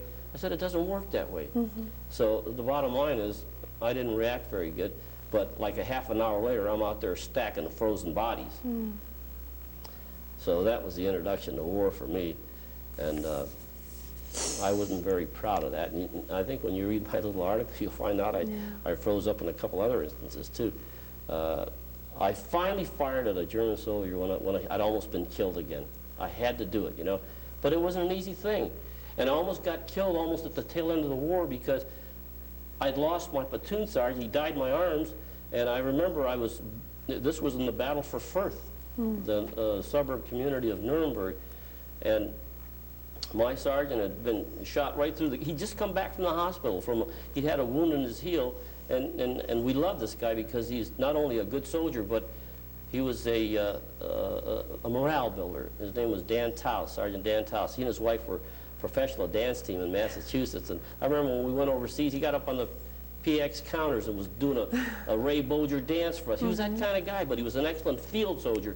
And I remember when we were walking up this street in Fürth, and we had an assignment of a block or two to clean out, and then after we got that, we'd be given another assignment. And as he proceeded to my right front, because you never walk this way, you're always staggered when you're walking in combat, he got shot right through the belly button, and he dropped down. I dragged him into the doorway over there, and by the time I laid him out, he was dead already. And I was crying. I was 19 years old. I was crying. I thought, when the hell is this going to end, you know? I'd seen a lot of it already by that time. This is from December to April 18th, you know. It was Easter time. But anyways, we evacuated him, and then as we started out again, I was working in tandem with a brand new replacement they tried to use a buddy system where somebody who's been shot at is the veteran, and somebody who hasn't stays with the veteran. I was the veteran. And so we came to this, incidentally, Firth was a very modern town. You know, they had some nice apartment houses. I remember drinking water out of a swimming pool that had toilet bowls blown into it. You know, that's where you got your water. And put the hose on tablets and drink it. But it was a pretty modern town. And we got to this area of like 3 apartment houses. It was U-shaped. And in this U-shaped, it was kind of like a place where you parked vehicles and things of that nature. And it was about each building was about 4 or 5 stories high with a lot of windows. The Germans have a tendency, I don't know about now, but then when their animals urinated in the barn, they had some kind of a sewage system where it went into a tank, then they pumped the animal urine into it was a horse-driven wagon, it was a tank-type wagon, and in early spring, then they go over their plowed fields with this thing with a spray open, you know, and they spray their fields with the animal urine. It's a fertilizer. It smells like hell. But there was a half a dozen of these wagons parked in the corner of this little courtyard. And right next to it, a young German soldier had built a foxhole for himself out of cordwood. And you know how neat the Germans are. Everything's so precise, you know. And I put my head up over a fence as as we were moving along to see if there was anybody around, you know. And there he was slumped over this pile of logs. And he had a brand new burp gun, and I think it came off the assembly line so fast they didn't even finish the stock. It was still white birch, and the blood had drained down his shoulder. The gun was like this, and he was slumped over this way, and the blood had coagulated on the stock and on his arm. And I told this young man, Howard Brown, I said, look at Howard, I said, don't ask me why I'm going to do this, I said, but I said, I want you to stay right here and cover me. I said, there's a million windows over there. I said, I'm up to here with death. I said, I'm going to go get this guy and drag him out for our aid men. And he did exactly what I told him to do. So I ran over real fast, and I never had a tendency to buckle up my helmet. For some reason, it bothered me here. So the straps were hanging loose. So when I ran up this guy, I could see the fear in his eyes. I could see that he thought, what's this guy going to do, you know? And when I laid my Browning automatic rifle down on the ground, well, then he knew I was going to help him. And it must have been obvious to anybody else that I was going to help this man. So the only thing that saved my life was I put my arms under his armpits to lift him forward over the log. It was about this high. The movement where I went down to get the leverage to pick him up, where my head had been a bullet impacted in the metal tank. And I fell over, my helmet fell off my head. Some of the rust got in my left eye, and I'm groping around for my helmet and for my rifle, and Brownie come running up, Howard Brown come running up. And you never know how you're going to act in combat, but here he was here to help me, you know. And God forgive me, I've had to live with this for the rest of my life. It was an impetuous thing. I'm not proud of it. But is you okay, Sam? I said, yeah. I said, shoot that son of a bitch. And that's exactly what he did. He took his M1 and shoved it in the guy's chest, boom, boom, boom, and he was laid out flat like that. And when we left, he was dead. And then shortly after that, we flushed 9 guys out of that building where that shot came from. And I remember that we had them lined up against the building like this. And I'm not this kind of guy, but I was so incensed, I was kicking every one of them in the butt. And I asked the guy who spoke German, find out who the hell it was that shot at me when I was trying to help another guy. And they were like this, you know. They wouldn't say anything naturally. But I ain't proud of that either.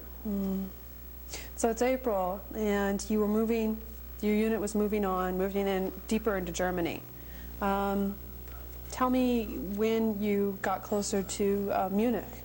And Well, our course of action, we started at Marseille, and we went through Würzburg and Schweinfurt, and then we got up to Nuremberg, and then we swung south. And then as we swung south, we went through into Bavaria, and so it was the tail end of the war when we ended up in Munich, and that's where Dachau was.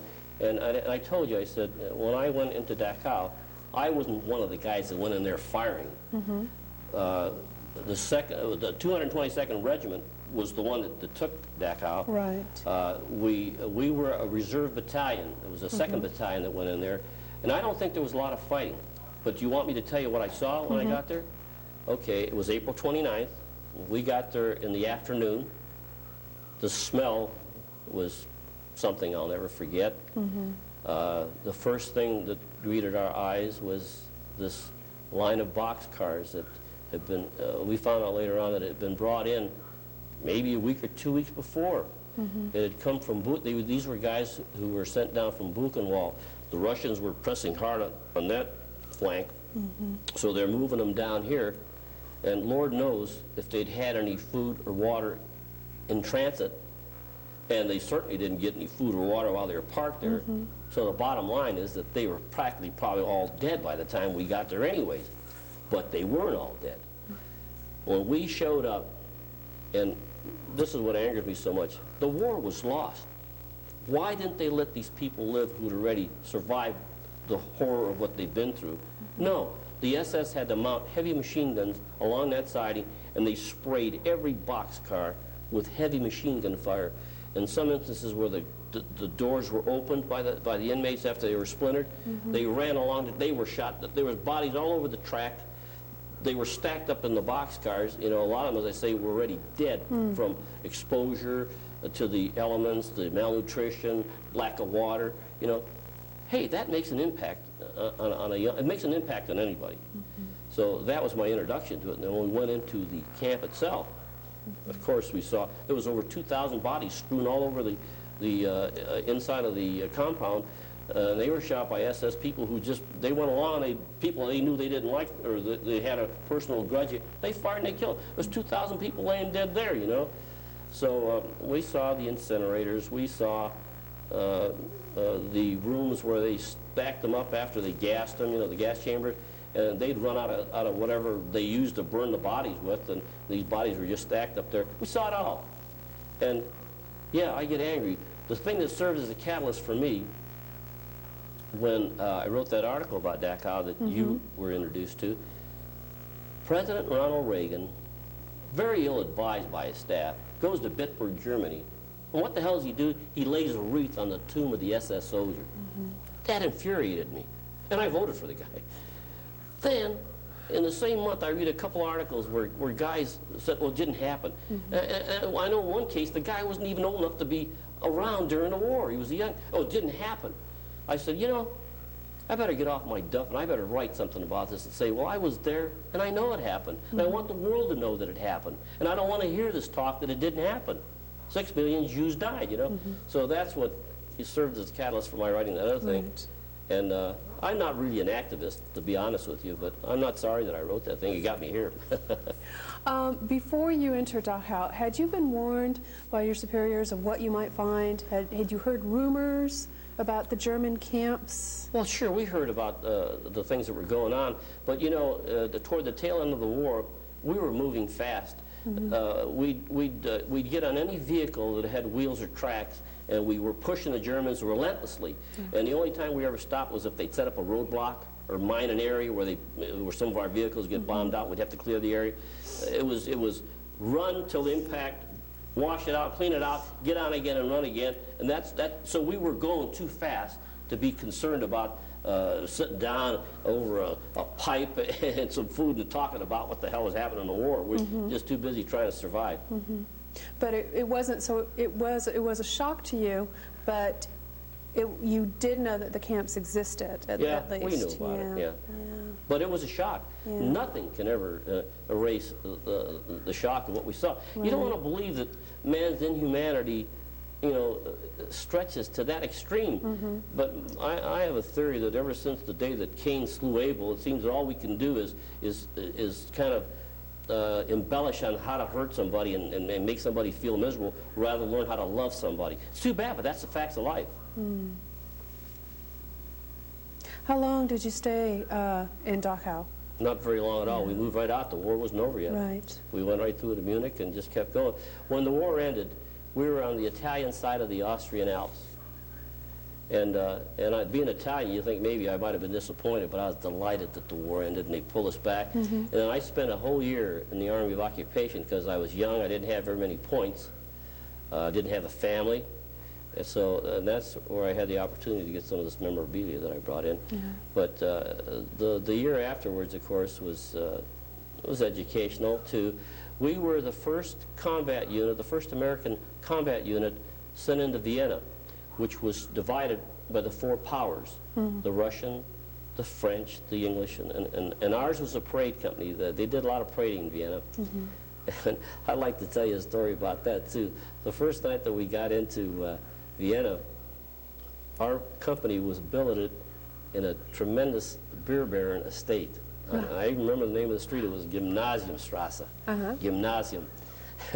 And of course, a bunch of young guys, you know, and the guys are going to go out on the town now. The war's over, and we're going to do our thing, you know. So, forgetting that even though the war was over, the Russians were in control of the city yet. They hadn't separated yet. The Russians were in control.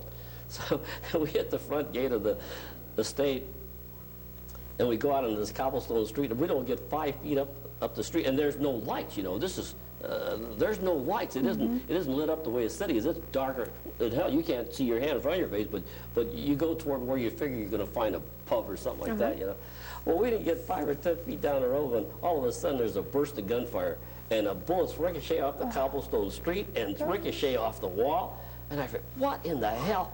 But, you know, they had, the Russians had sentries. They stood there with their burp guns like this around their shoulder. And every doorway there was a Russian soldier. And nobody moved after curfew. Well, I remember I told my friends, I said, I lived through the war. I said, I'll be damned if I'm going to die after the war. I said, for whatever reason, I said, I'm back in there. And that's the way it went. I had to tell you that story. So you were stationed in Vienna for 6 months. Yeah. 6 months, yeah. And then we were in Linz, we were in Salzburg. I went to school at a place they called Aachensee, a beautiful place up in, I guess it's a resort up in the Austrian Alps. The division ran a school up there, and I went there for a couple of months. Hey, it was paradise compared to what we've been through in the war. Right. Did you have much contact with Germans? Yes, yeah, all the time. I think the only time I ever had any smart remark was, I think I was on I think you call it a Strassenbahn, a streetcar in Vienna, and some German got snippy, but, I mean, the war was over. Right. And I can understand that they probably weren't too happy about something. But most of the German people afterwards, I think, were just as happy as we were that the ordeal was over. And I think they've come a long way in proving to the world that they're sorry about what happened. You know, I don't bear any animosity now. Matter of fact, I've owned Volkswagen cars for years. Not anymore now, but I was in Volkswagens for about 20 years of my family. But and I enjoy German cuisine, and I think I know more German than I know Italian. From what you had to pick up when you were over there. Yeah.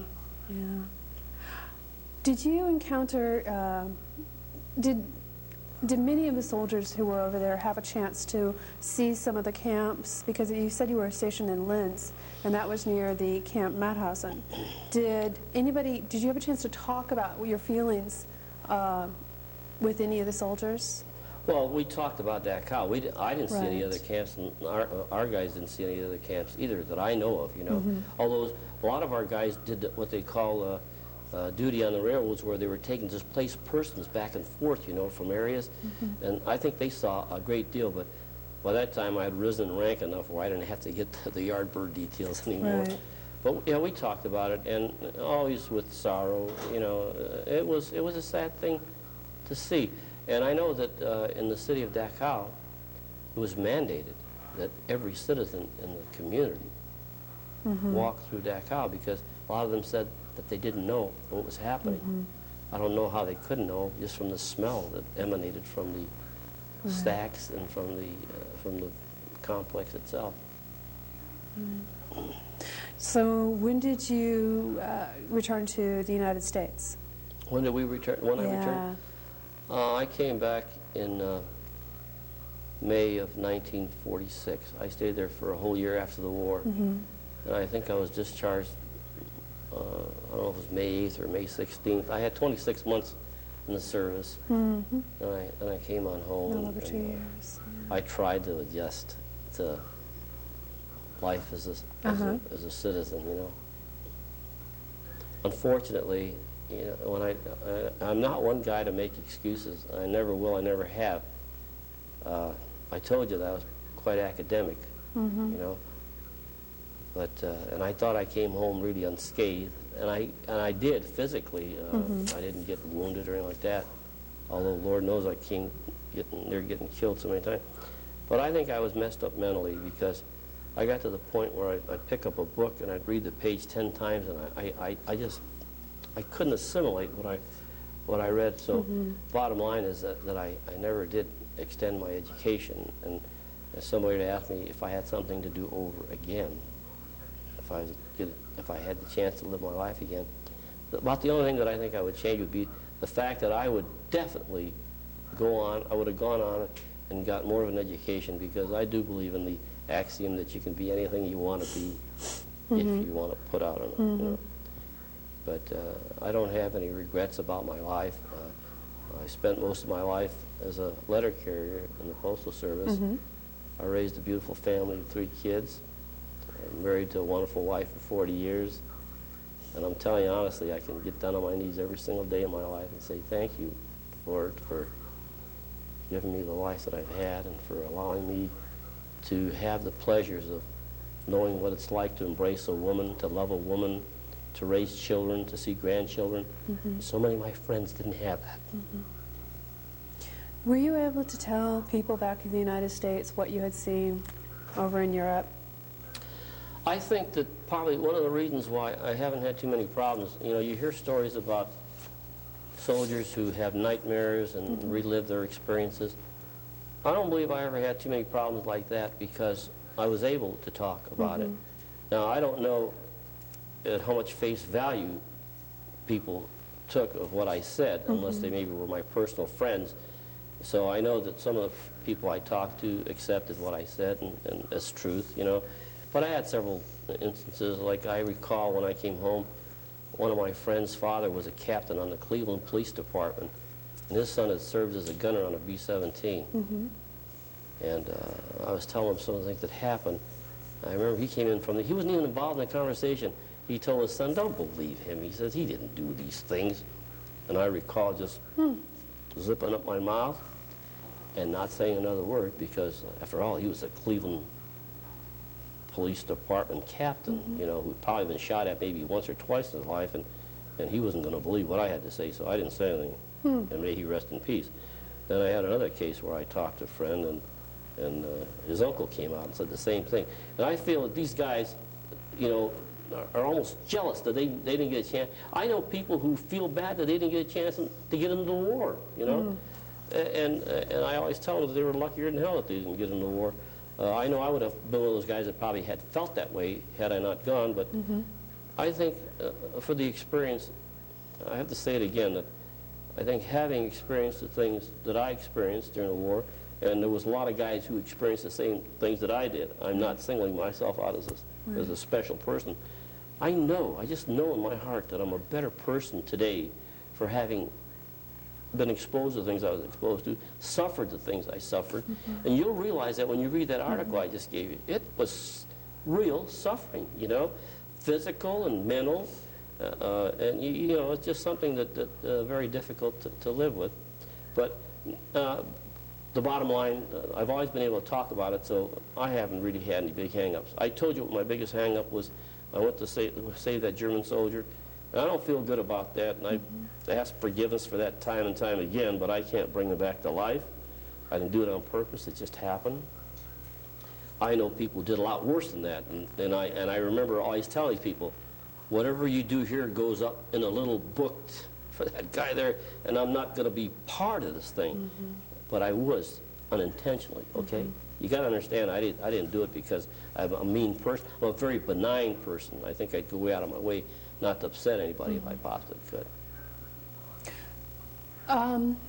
You said that one of the reasons you started speaking out about what you saw at Dachau was because people were saying it never happened.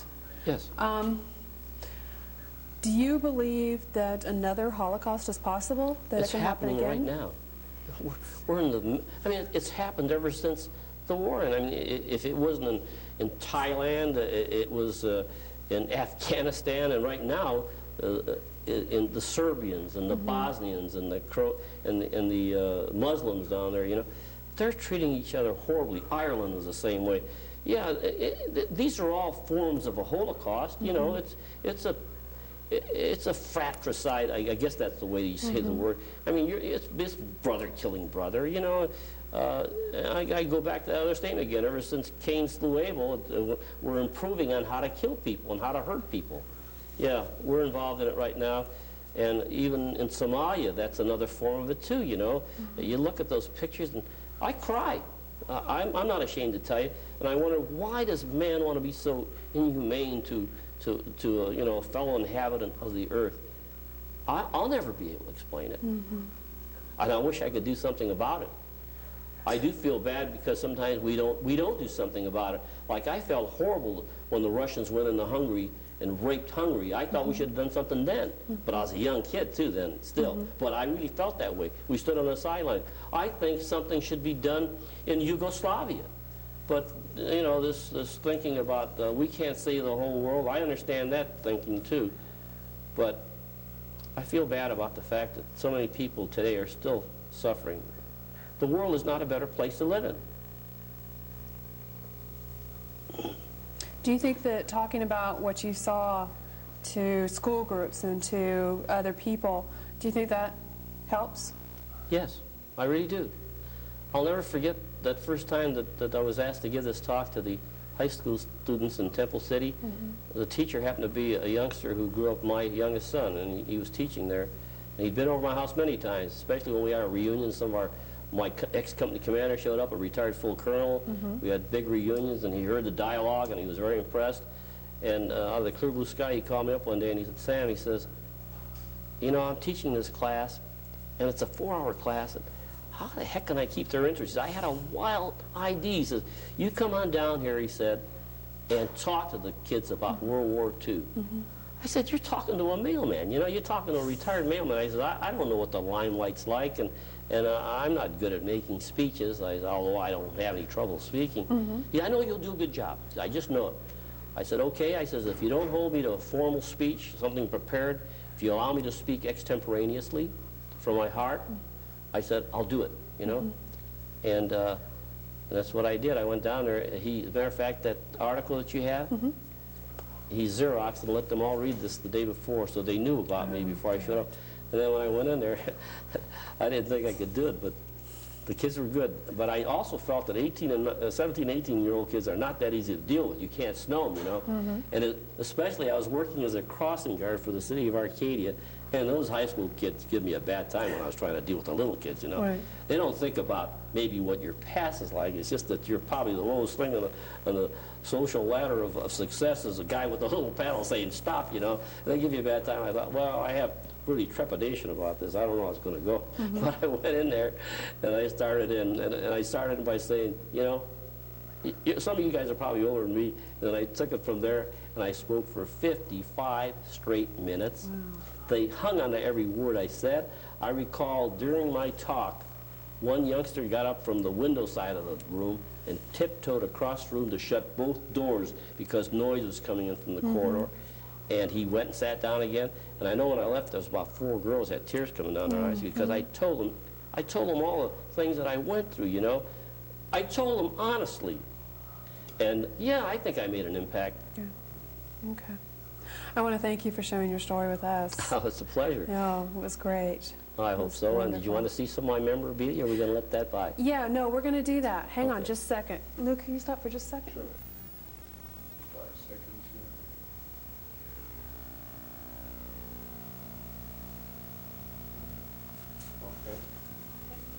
here. Okay. What you're seeing now is the, what I have here is my division history book, the 42nd Infantry Division history book, and you're looking at the main gate of Dachau. This was our introduction to Dachau. Well, actually this was, because what you see here are pictures of a train that was parked on the siding just outside the main gate of Dachau. And as you see, just about everybody's wiped out here. A lot of these people died from exposure and malnutrition and lack of water. They were carted down from Buchenwald because the Russians were pressing that particular sector of the front. And then they were forgotten on this outside siding. And then when we showed up, those who were still alive were machine gunned to death by the SS soldiers. This was the lone survivor of the entire trainload of 1,500 prisoners. Lieutenant Colonel Downard is the man picking up this, and this was a Polish Jewish man. Lieutenant Colonel Downard, who's still alive incidentally, is picking him up there. And there he's being carted off to the aid station. I read a book many years later about this gentleman. A Turkish correspondent was incarcerated in Dachau, and he talked about the rainbow coming in, about the one survivor who was found in the boxcar. He died 2 days after we brought him to the aid station. So nobody survived out of the 1,500 people who were in the boxcars. These are people who'd been gassed, and they didn't have the fuel to run the incinerator, so they just lay there. We found them there. Over here are the incinerators. Here's some of the people who were liberated. The moat with the electric wire fence. Some of the residue. And some more of the liberated people. I think this is one of the saddest scenes, though. This is in the camp after we liberated them. You'll see there's a dead person laying right here, and life goes on for these people. They're trying to cook their little meal here, you know. But look at the sadness in the eyes and in the face. It'll tear you up. That's it, Lou.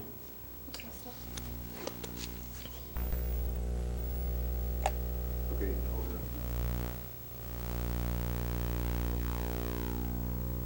This was a banner that was... Okay, hang on just a minute. Are we running? Okay. Go ahead. Okay, this is a banner that I took off a one lone standing wall of a public building in Schweinfurt, Germany, after the 8th Air Force had devastated the city. It stood out like you can't believe, and I went to great lengths to climb up and get this thing down. I remember packing it up and putting it in my combat pack, and I carried it with me to the end of the war, and I brought it home from Schweinfurt, Germany. It's the equivalent of the American colors, and it's in really excellent shape 47 years later. And I imagine that a lot of people who see this are impacted in a negative way, especially if they spend any time in the prison camps.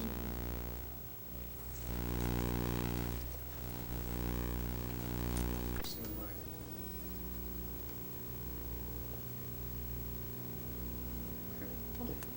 This is a helmet that I managed to bring home. You have to understand, I spent a year after the war in Army of Occupation, so I had a chance to pick these things up. This was found in the Hitler Youth Barracks in Bavaria, and I've had it ever since.